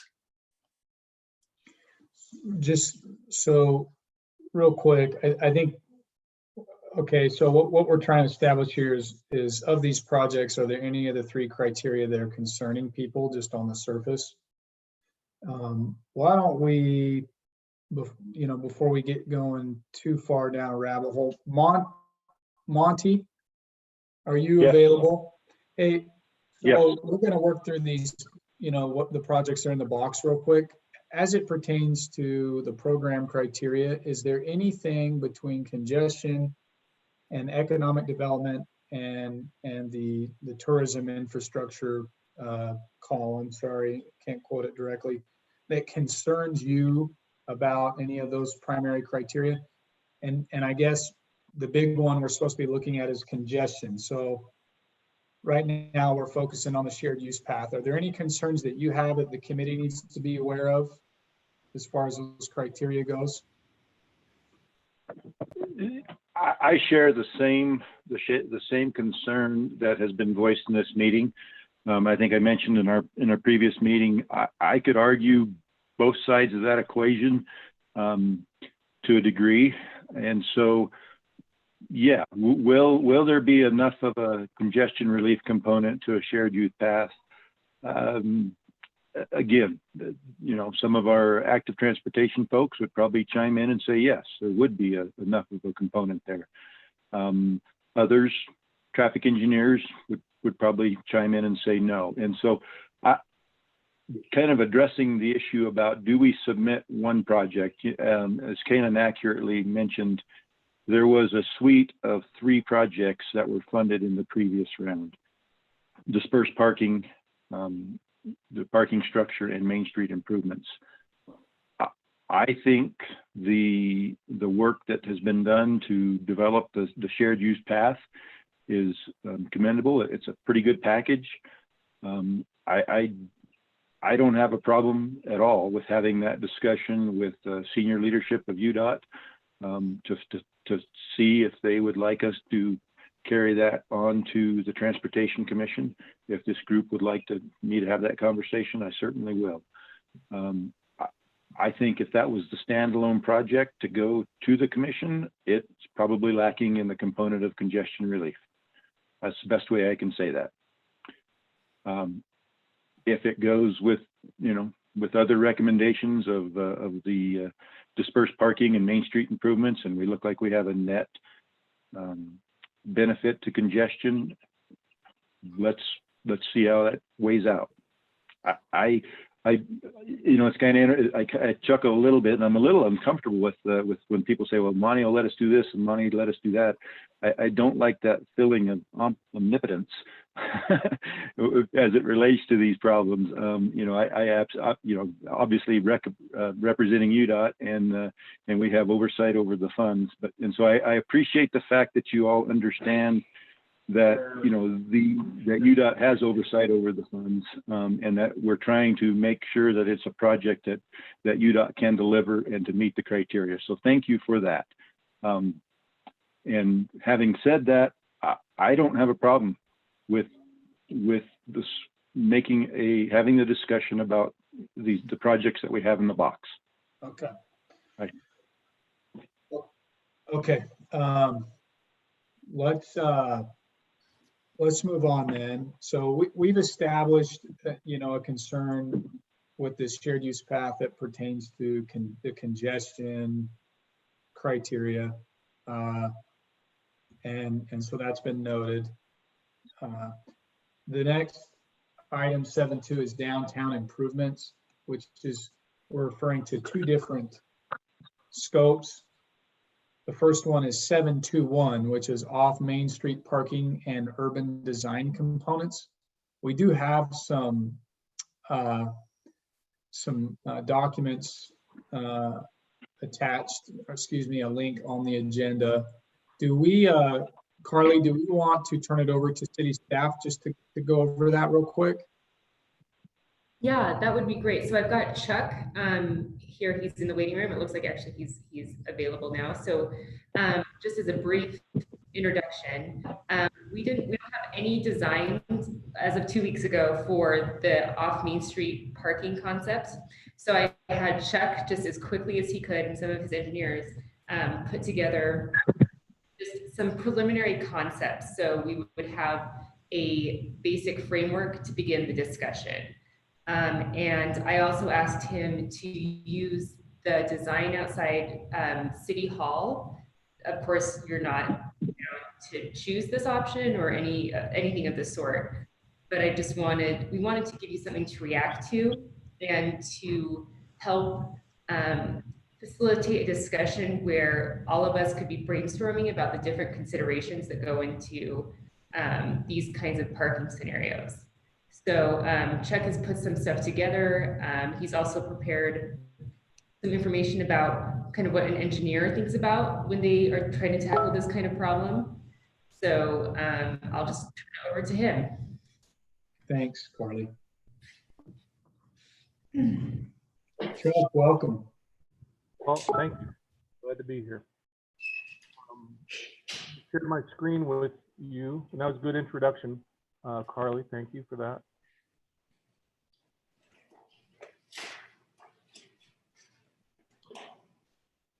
Can you see that okay?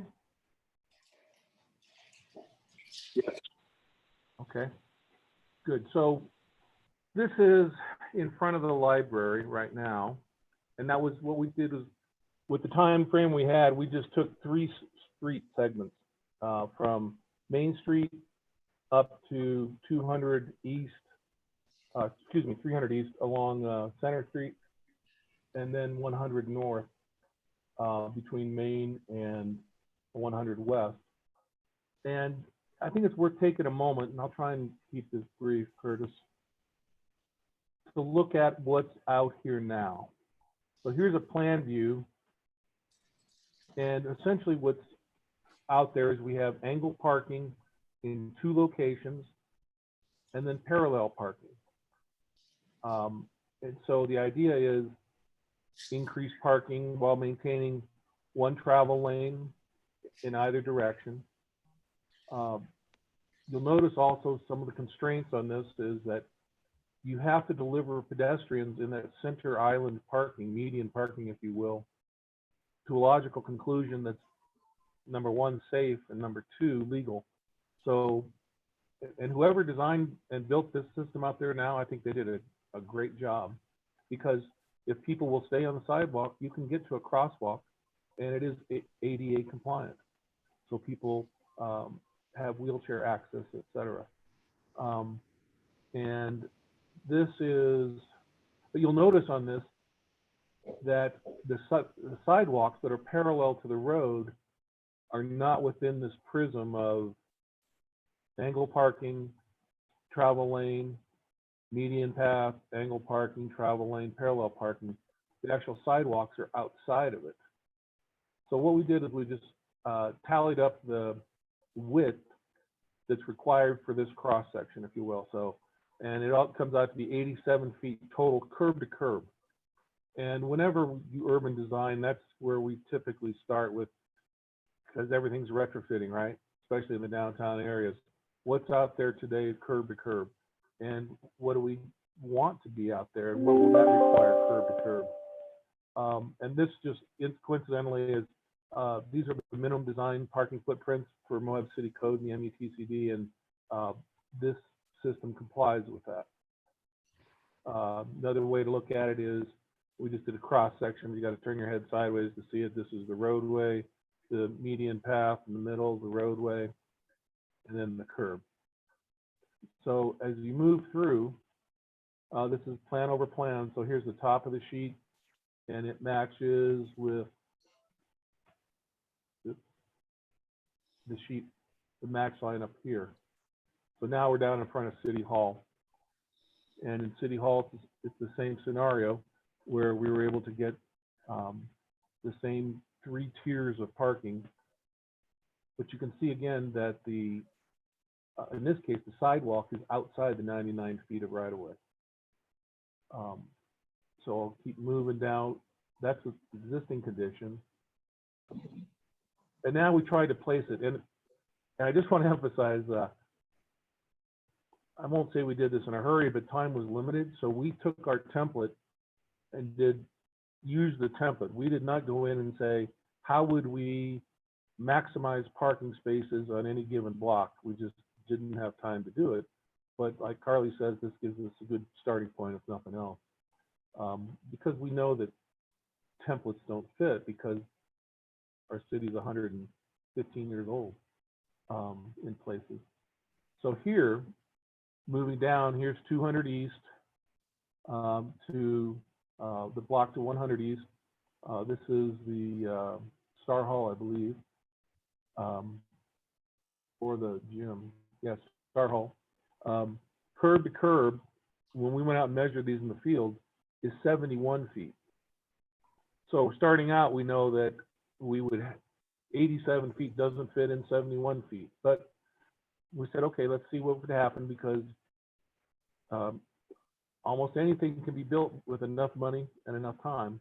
So we said, what would that scenario be if we move this curb line, which is shown by this red line right here, and went back here and tried to put in this template to get angle parking, parallel parking. Well, we have sidewalk down here. It looks like that'd be good. But up here, there's no sidewalk. And we're, you know, so this stuff would have to be rearranged, if you will, for lack of a better word. Or some modifications made to the template.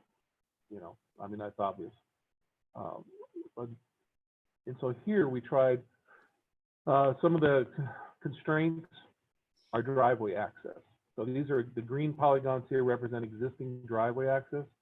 So there's decision points that have to be made. Well, if I'm coming out of this driveway, do I need to have access to turn left and right? If so, then you have to leave this open in the area. If we made a fundamental decision that said, nope, everything is right turn out, then we could reestablish median parking potentially in some of these locations. So you have to have openings for driveways.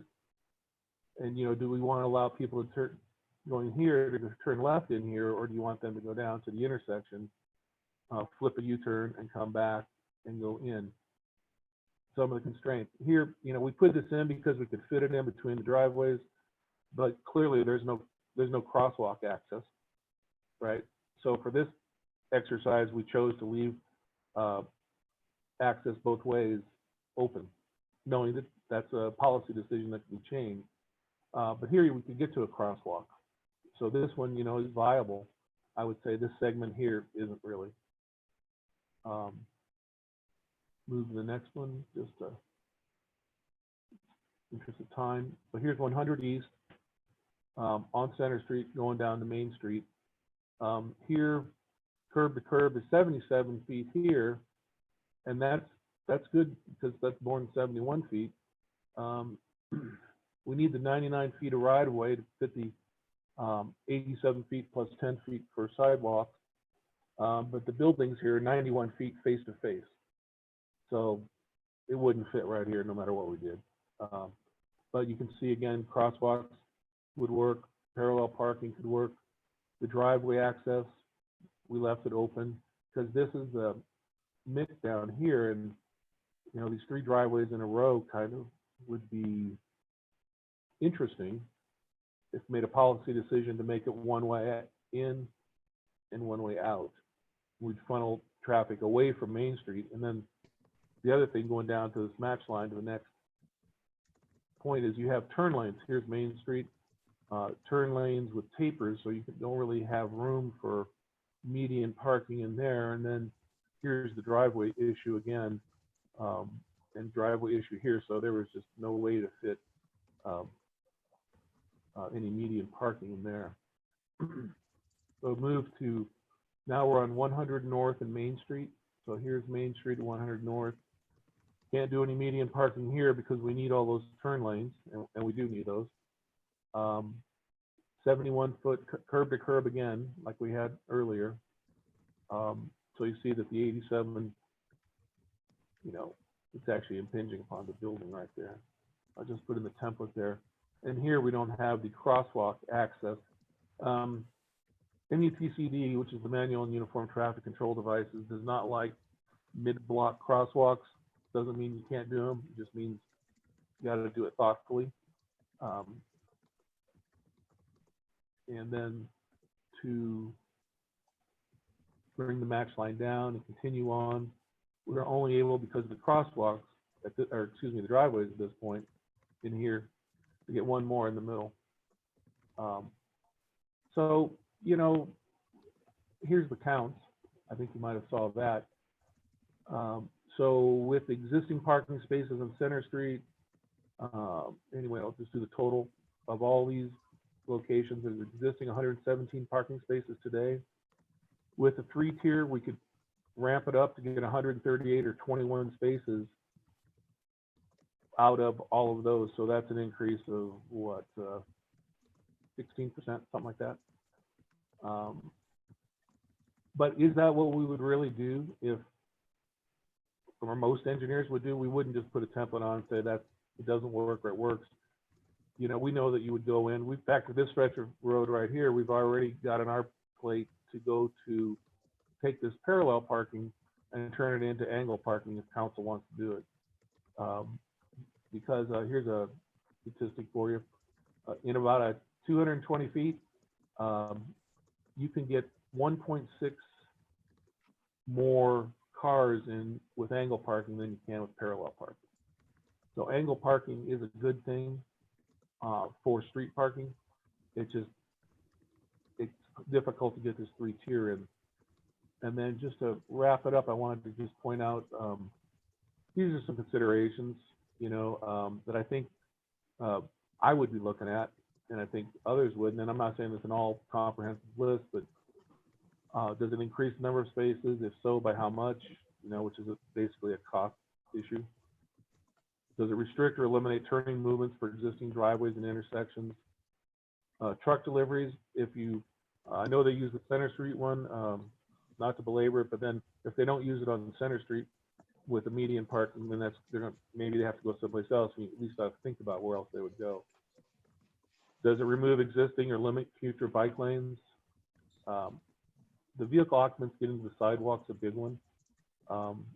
You know, I know not everyone always uses the crosswalk, but we all should. And we've had issues this last year with that.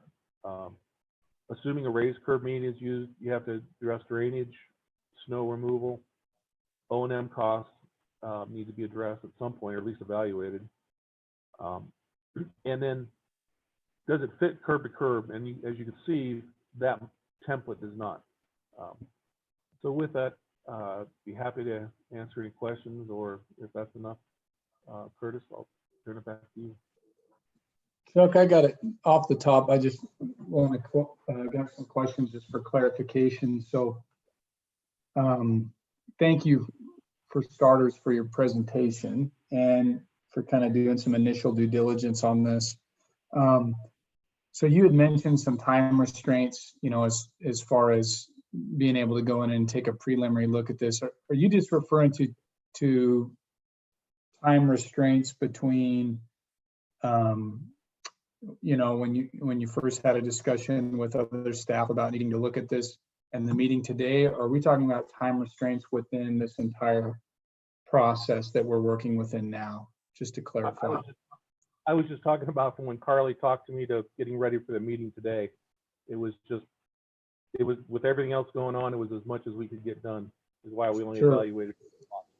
Yeah. So when you had mentioned kind of, you know, as an engineer, you would kind of go in and look at those side streets and look at how you could, instead of working from a template, kind of maximize the potential to create parking, you know, in those areas. And I mean, is that something you guys, if the committee, I mean, we have currently mapped out in our framework to continue to evaluate that.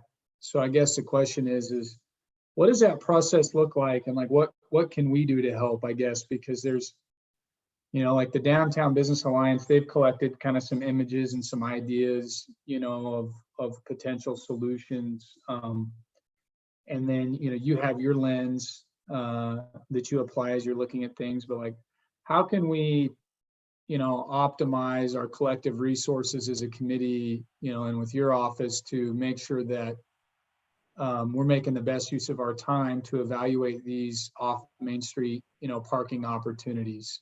If that makes sense, as far as collecting, you know, more frames of reference, or like what can the committee do to, like, you know, better refine and communicate kind of, you know, what we would like to see. I mean, obviously the technical aspect of this that you just kind of walked us through is going to dictate a lot of it and drive a lot of what we can do. But, you know, I guess as we continue to work on this down this path, and we're not just applying, you know, the template of kind of what's in front of City Hall, but we're looking at each, you know, block individually. How do you see that playing out? And you know, for committee members, like, you know, what can we do to help in that process? Okay. Good question. I've thought about that, and I think that one of the key elements is the issue of driveways. As you recall, as I was going through there in that little exercise we just went through, we said going in and out of the driveways, you could have access from both travel lanes, both directions of travel. If it was acceptable to not always have to do that, you could use potentially more median parking. May not be angle parking, but it may be parallel parking, right? As an example. In some of those locations, we might be able to get angle parking on both existing curb lines, and then potentially maybe some median parking that's parallel parking on one side of the street. But I think what would be interested is to hear how business owners and elected officials feel about right in and right out only, essentially, because the one travel lane in each direction becomes essentially a one-way street. right? If you close it off with the median. Yeah. That's one thing that would be good to know as a policy decision for design. If that was not acceptable, then that limits what you can do in those median parkings, because as you can see in some of the streets, there are a lot of driveways coming out. Yeah. Maybe Chuck, we had talked since we, this off Main Street parking concept became under real consideration of having a workshop that was focused specifically on going through the potential blocks that the committee would like to see evaluated for this, like in a Google Earth, screen share. And I think it would be really good if we could actually budget a workshop where we go through block for block and identify what the challenges and opportunities are for each block that are under consideration. And then work from there, so if there were some things that were in our favor for off main parking on this block, make note of that. What the specific challenges are for that block, make note of that. And then I guess the committee could kind of sit back and look at that, and say, based on, what the facts are related to the limitations and the opportunities here, like what direction we want to go. What about something like that? Yeah, I think going into it, when we first started out, it would be slow, but I think we could pick it up pretty quick, especially if we had a list of, where I always start, and we could do this ahead of time, is on that curb to curb. That curb to curb is a real consideration in terms of what you can fit in there.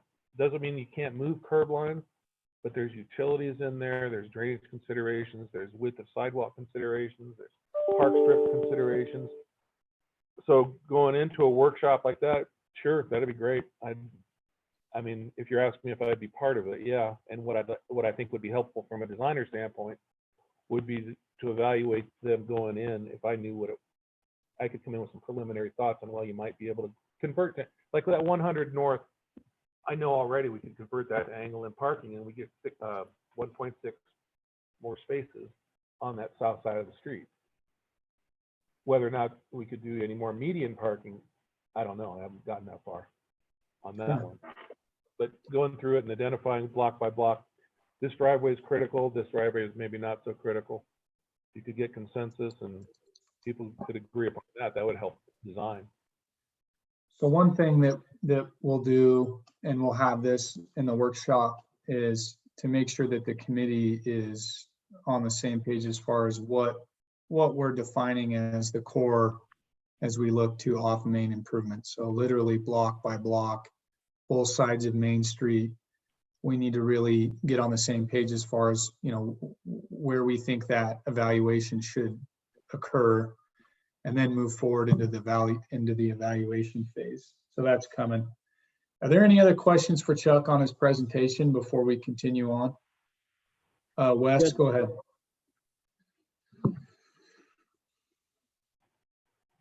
You're muted, Wes. Sorry. Yeah, just to throw some stuff at Chuck, just from the walk that we did, we were kind of brainstorming. Just to throw ideas out, it's the right-hand turn coming off the side streets onto Main Street. There was a consensus that not a lot of cities have that right turn lane coming off side streets onto a main thoroughfare. And if you eliminated that right-hand turn lane, you could then widen the streets. That was one idea that came up. And then also that Main Street, to throw this at Monty, it's like, what does that look like? What does no left-hand turns off Main Street look like? And what does that flow look like? Just running a small median strip down Main Street and define how long that goes, and then get rid of all those left turns. That's just some of the ideas coming from the Main Street Alliance that we came up with. So we were just kind of trying to think outside the box. So I just wanted to throw my 2 cents in on that. So, and then Chuck, I just have a quick question. So those bays for the angled parking, is that so is 19 feet or 20 feet? Like what is there's a standard? Is that correct? That's right. I was just gonna look, I think I have it on the drawing. I'm just because like when I went, there was some measurements done on 100, like in front of the Hoodoo, and they are much shorter than the ones, like those bays are much shorter than in front of center. I mean, in front of the city hall. So I'm just. Yeah, those are our standard, those are city code spaces in front of City Hall, and that's what we use for the template. And the reason the in front of the Hoodoo is there is because that was an existing condition that was approved years ago. Those wouldn't comply with code now to put in those shorter spaces. Like, I mean, if you want to make compact car parking, that's fine. But for pickup trucks, they don't work. For full-size pickup trucks, you're pushed out into the travel lane. I think it's 19.5 by 8 is our. Gotcha. And I always mix it up between 18.5 by 9 and or 19.5 by 8. I'll email it to you. And then 9 by 18.5.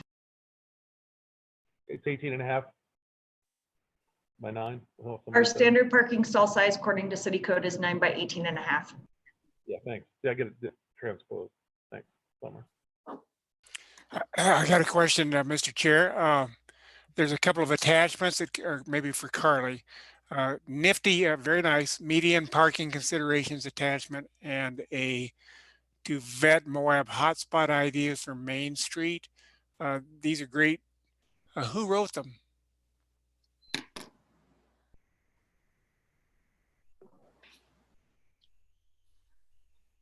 Carly was double booked, and I think she had to step out, and so I'm covering for the best of my ability. But it's my understanding she did, Mike. Okay, well, that's great. I suspected that. And to proceed another step further, those of you guys who, Wes and Kaylin in particular, I think,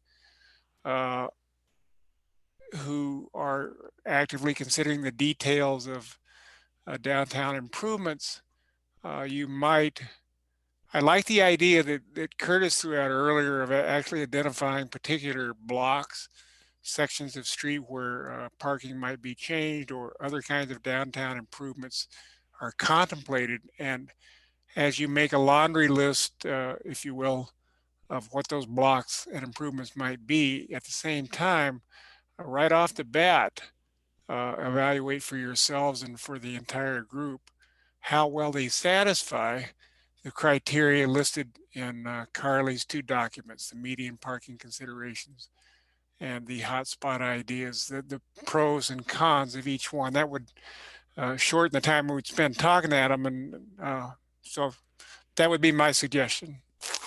Yeah, I think we've got in the process framework significant amount of time, budgeted to identify the scope of the evaluation, and then go in that and evaluate that together, with Chuck and understand specifically where we're talking about. Because right now we're at 100,000 feet and we're still, kind of looking at things theoretically. But those considerations that, are associated with Chuck's presentation that Mike's mentioned is a really good start to kind of help us,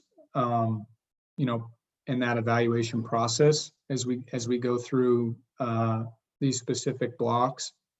So that's excellent to have. Appreciate city staff for putting that together, and we're going to have to workshop this stuff out. There's no question. There's a lot of work to do here, but this gives us a good start. Chuck, thanks for budgeting the time to provide kind of that initial evaluation for what this can look like, and it has been mentioned just very loosely that people like the way Center Street is constructed in front of City Hall in terms of parking and pedestrian access. And so I guess we're kind of wanting to use that loosely as a model as we kind of evaluate these other blocks in the downtown core.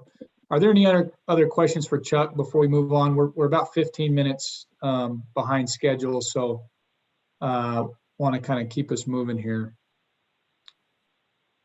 So before we do completely move on, just like we did with the shared use pathway, of those 3 program criteria, congestion, economic development, and tourism related infrastructure, are there any like pros or cons that committee members see with that criteria in mind on this specific project they want to mention? Kurt, I think that this weighs in a lot with the economic development.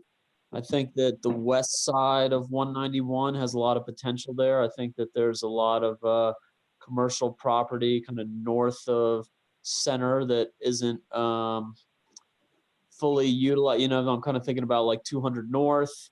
I'm kind of thinking about West Center, on the north side of West Center, even 100 North on the west side of 191.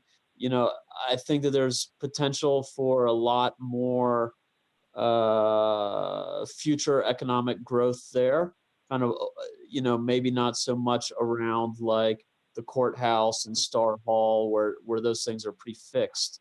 So I think that the economic development as well as tying into recreation. I know that right now people aren't really into concerts in the park or whatever, but with having the farmers market in Swanee Park in the past, or even Swanee Park originally being rodeo grounds, like that's always kind of been a historic recreation area, and parking on that kind of the side streets between 191 and Swanee Park could check some of those boxes with recreation and economic development. And I think, just real quickly to Chuck's point of the width of the streets, those over there are wider than where we kind of built up the city center on Center Street. And I guess I kind of had a question with order of operations when it comes to workshopping. I wonder if that's almost worth kind of getting the initial head nod from the powers that be, and then working with UDOT engineers and kind of some of these, more kind of urban planners and flow sort of folks to really dial in what that design might look like. I don't necessarily want to put the cart before the horse and put too much energy into design work. It seems like the just to kind of pair this or compare this to the parking garage, it's kind of like we got the okay for the parking garage first and then got into the design elements. So I would almost say, to kind of loop in some of those resources that UDOT and such might bring to the table would be beneficial. So when that workshop happens, I don't know. So right now on the framework that we have put together that's in the agenda, we've got the next meeting, which is May 27th, for kind of developing the Main Street improvement projects. So that's kind of the other half of the downtown improvements. And then we've got the first meeting in June to do the developing workshopping of off Main Street parking and urban design components. And so, and we've actually got the meeting after that, which is kind of the mid to late June meeting, to kind of finalize, the concepts. I think, for starters, what I was saying is we got to agree on what blocks we're talking about specifically, because we're still just kind of referring to it generally as kind of downtown. But you're right. We want to use our resources as collectively as possible, especially with time constraints as far as, urban design and those things. So we don't want to put the cart before the horse, but as a group, we definitely have to decide what we're referring to in terms of off Main, and then identify kind of the evaluation from that way. But we've got time to kind of work through that. Evan, thank you for bringing that up. Yeah, and just to kind of dovetail into that real quick, just, to kind of do that homework. I'm not super familiar with all the city's plans. And did I hear that there was a city plan to kind of turn the yard that's being used for the expansion now, kind of the end of Emma Boulevard behind the churches is, we heard that gets shot down as a road, but was there a plan to turn that into some parking up there? Anyone from the city? Yeah. Go ahead, Mike. Yeah, Joe. No, go ahead, Joe. You give him better. Yeah, so you're right, Evan. We initially suggested it be a road that was shot down. We've drawn up in couple plans where that be turned into parking. None of that has been finalized. That is out there, but it's not definite. Do you think that should be something that's lumped into this this planning process here, or is that a whole other can of worms? That money, we had money from a different hotspot funding source to do that project up there. So we've kept it, I mean, it could be lumped in, I guess is one way. So when we're doing this planning or this zeroing in on what we should be focusing on, would you say that we should imagine that is going to be a parking lot, or should we imagine that could be a parking lot, or that that definitely won't be a parking lot? That's a question for council, and I'd say that is wide open. Okay. Of three. I'd say it's definitely not a road right now, but sure. Anything else? Yeah. So Evan, I'll chime in very quickly. Karen can chime in as well. That whole idea, which initially sounded like a great thing, kind of got torpedoed because there's no access on the west side of Emma to the businesses on the west side of Main, and that was one thing that was going on. Another answer to your question is at the far north end of Emma. Yeah, it sounded like UDOT was receptive to spending some of their money on a paved parking lot there, but it's some distance walking from there on down to more tourist-oriented amenities farther south. And the remaining parking lots that we originally considered for businesses and visitors there, like I say, has kind of gone away. The idea of trying to share parking lots with the churches and so forth has not worked out. Gotcha. It's 420. What do you need from this body? Yeah, so the program criteria. So are there any things related to concerns or positives that anyone would like to get on the record while we're moving through this related to congestion mitigation, economic development, or tourism related infrastructure? And why don't I get mine out just so you've got an idea and we can move on.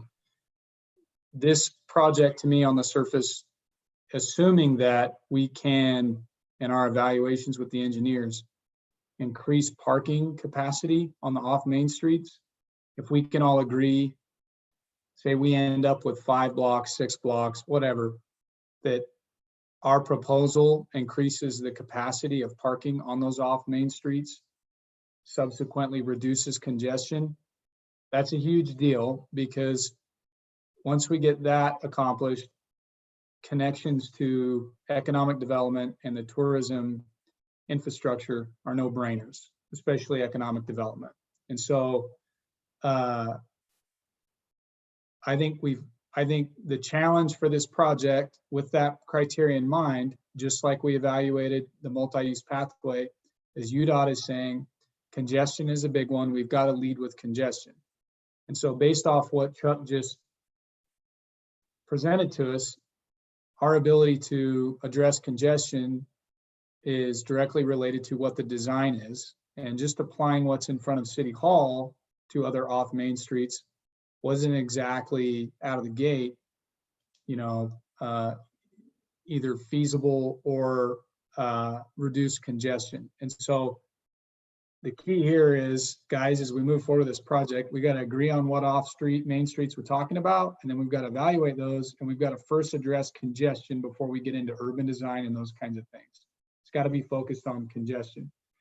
And so I think we still have a lot of questions to answer there, and we'll get into that in the workshop. Why don't we move on to the Main Street improvement? Kaylin, thank you for getting us back on track a little bit there. I appreciate that. Item 722, Main Street improvements. We've got a link there that's vet Moab hotspot ideas for Main Street. I'm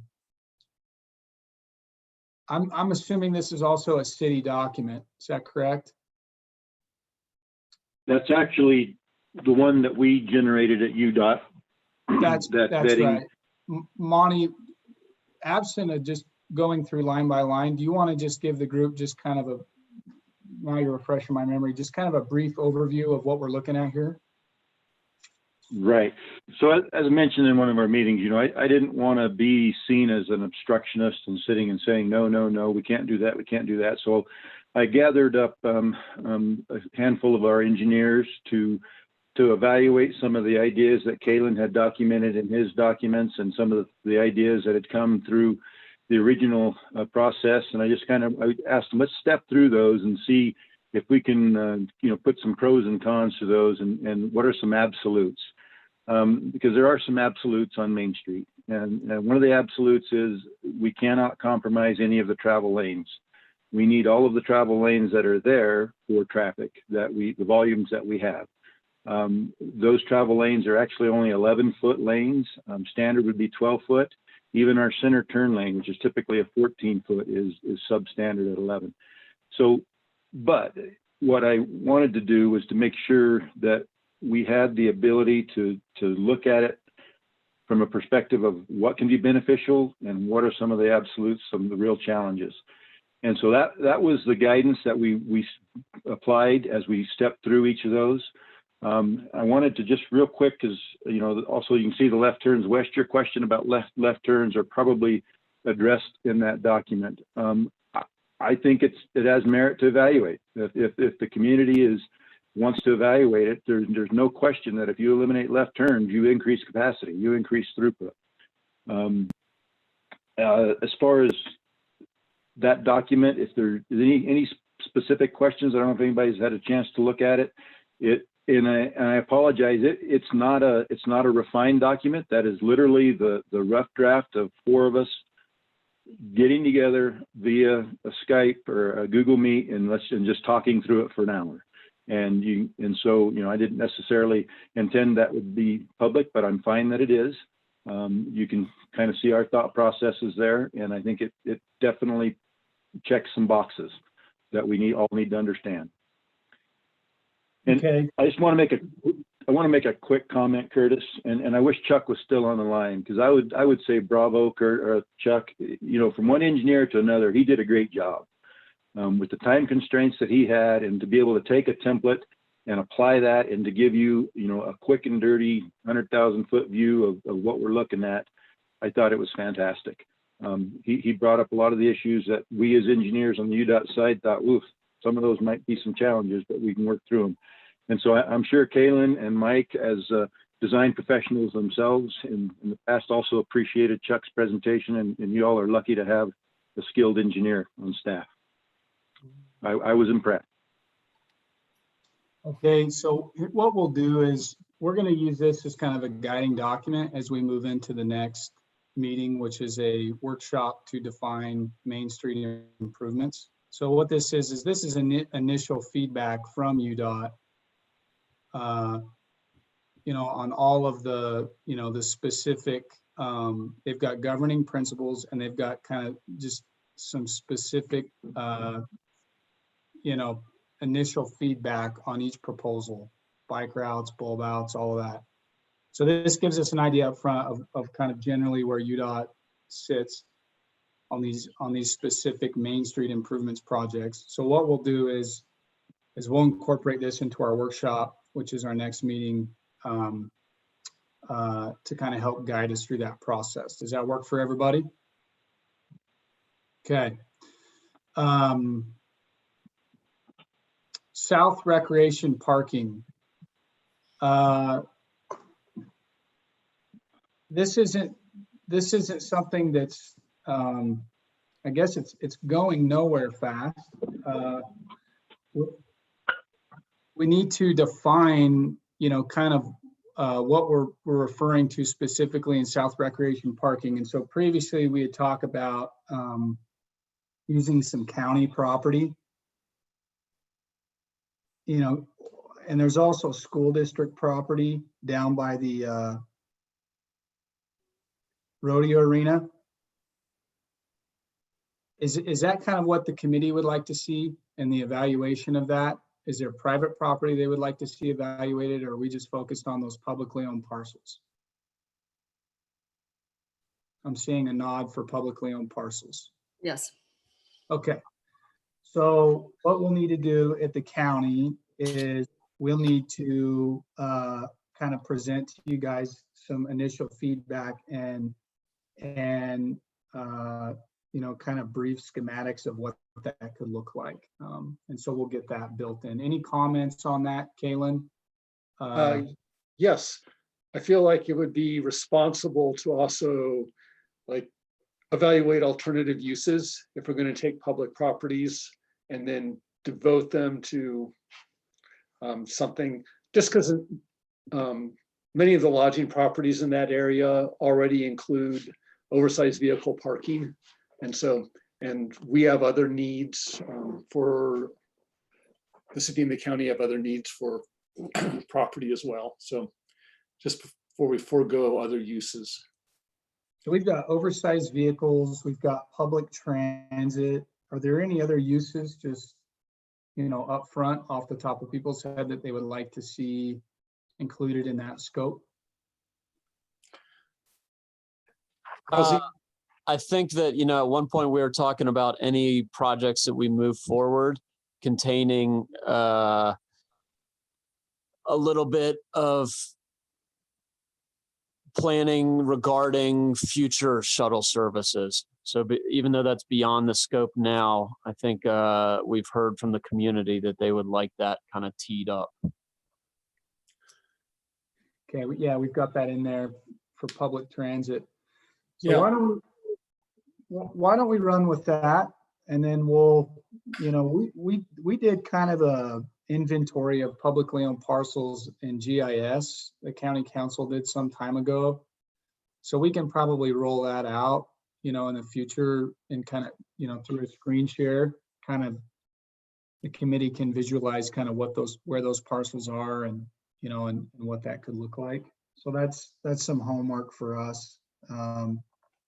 Any thoughts on that as it pertains to the criteria: congestion, economic development, tourism, impacted infrastructure? Good, bad? I think one of the things that I like about that too is that if we were going to try to tie in a multi-use pathway, that's something that folks could park south of town and be able to zip into town on a pathway. The arena has overnight camping there. So, people that are pulling dualies and parking for the night with horses could even ride their horses on the multi-use path into town. That would be awesome to have Moab and have horse parking on Main Street. And then, if there was a future shuttle stop there, a hotel hopper / workforce delivery, that people could access that shuttle stop with the multi-use pathway. So that might just be a way to kind of tie these three projects together, instead of just kind of leaving these dangling things out in weird spots. Okay. Thank you for that, Evan. Any other comments? Yeah, so Curtis, South Rec parking, I'll say it again. You guys have, so far Karen and I have had poor luck on getting you guys to considering any kind of detailed transit systems on the ground, but anything we might come up with is just prohibitively expensive. I don't agree. I do think it could be a cotton picking taxi system. I need to find out actually what sort of taxi services already operate in town, because the thing is, South Rec parking is a lot weaker if somebody parks their oversized rig, which is a great thing from the city's point of view. We've had a world of residents complain about people with long rigs parking in front of their houses and so forth. This would be a great thing to get them out of the way and out of the city. But if they haven't got any way to get from the south parking lot downtown where they want to go, then it leaves them hanging.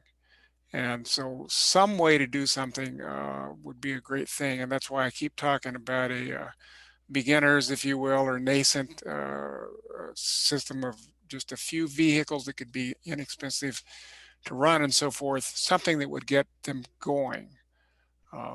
That's the beauty in all this. And from there, it's expandable to a shared use path, to picking up residents and getting them to leave their cars at home and getting into downtown for work and so forth. But that's the fundamental beauty from my point of view in talking about southwest parking. But without any transit at all, it weakens the whole thing. I'm hoping that what I've heard so far about downtown parking, so forth, if you restrict yourself just to trying to make better use of public right-of-ways that already exist, I'm not counting a big increase in extra parking. Okay, so it remains to be seen how well this is really going to play out. A south rec parking could be a much more substantial lot if you have some way to get there. So are you suggesting that it include commuter parking as well? Like maybe we should expand the scope slightly? Yeah, that's a good point. I don't see why not. Okay. So as of the framework that we're working with right now, which is always subject to change, we're doing 2 meetings a month because we are having to notice these, you know, and it's worked for staff to kind of get the packet together. And so right now doing 2 meetings a month, we're scheduled to hone in on the Main Street improvements at the second meeting of this month, and then move into off-main parking and urban design in June in both meetings, which will easily use those up. And committee members are still interested in doing like a walk around downtown, you know, maybe at some point in between those 2 meetings. And then in July, you know, we're kind of getting into, you know, a more blank agenda. And so as of right now, it doesn't mean we can't be working on things, but as a committee, we're not scheduled to deliberate on south recreational parking, you know, until July. Now, again, we can change the framework, we can update it, you know, your guys' comments, just send it to me. And if you're not liking how we're working through this, and the idea is Carly and I will continue to update the framework so you guys can look ahead, kind of understand the timeline as we work through the process. So we'll get some things moving on the recreational parking front. It sounds like we're all in agreement that it has the potential to address all 3 criteria sufficiently. Is that what I'm hearing? So, Mr. Chair, what I have on my action item list between now and the next meeting is I would like to go through all the various downtown improvements, both Main Street and the off Main Street things that we've talked about, so forth, and evaluate them against the criteria, the 2 documents that we have for hotspot ideas, those criteria, and the median parking things, and just see how well they seem to score. Does this thing really have legs or not, and how many spaces are we talking about? Anyway, that's what I have. Even though I'm not, I'm a stronger proponent of the rec things, I'd like to go through what the dispersed parking lot looks like and see how workable it sounds. That's what I have on my agenda between now and the next meeting. Okay, thank you, Mike. Moving on to scheduling. Right now, we're scheduled to host our next meeting on May 27th, where we're going to start getting into the Main Street improvements. Does 2 o'clock work for everybody on May 27th? Does 2 o'clock not work for anybody on May 27th? Going, gone. Okay, we will schedule our next meeting for this committee on May 27th, where we'll be looking to get into the Main Street improvements. UDOT's provided that initial feedback, so we've got a good frame of reference as we kind of dig into that. Thank you, everybody, for being patient. This was a long one. We're 40 minutes past our scheduled time. Any other comments as far as scheduling. Okay, I'll adjourn this meeting and we'll talk to you in 2 weeks. Thank you. Thanks, everybody. Thanks. Hey, thank you, Curtis. Thank you, everybody. Thank you.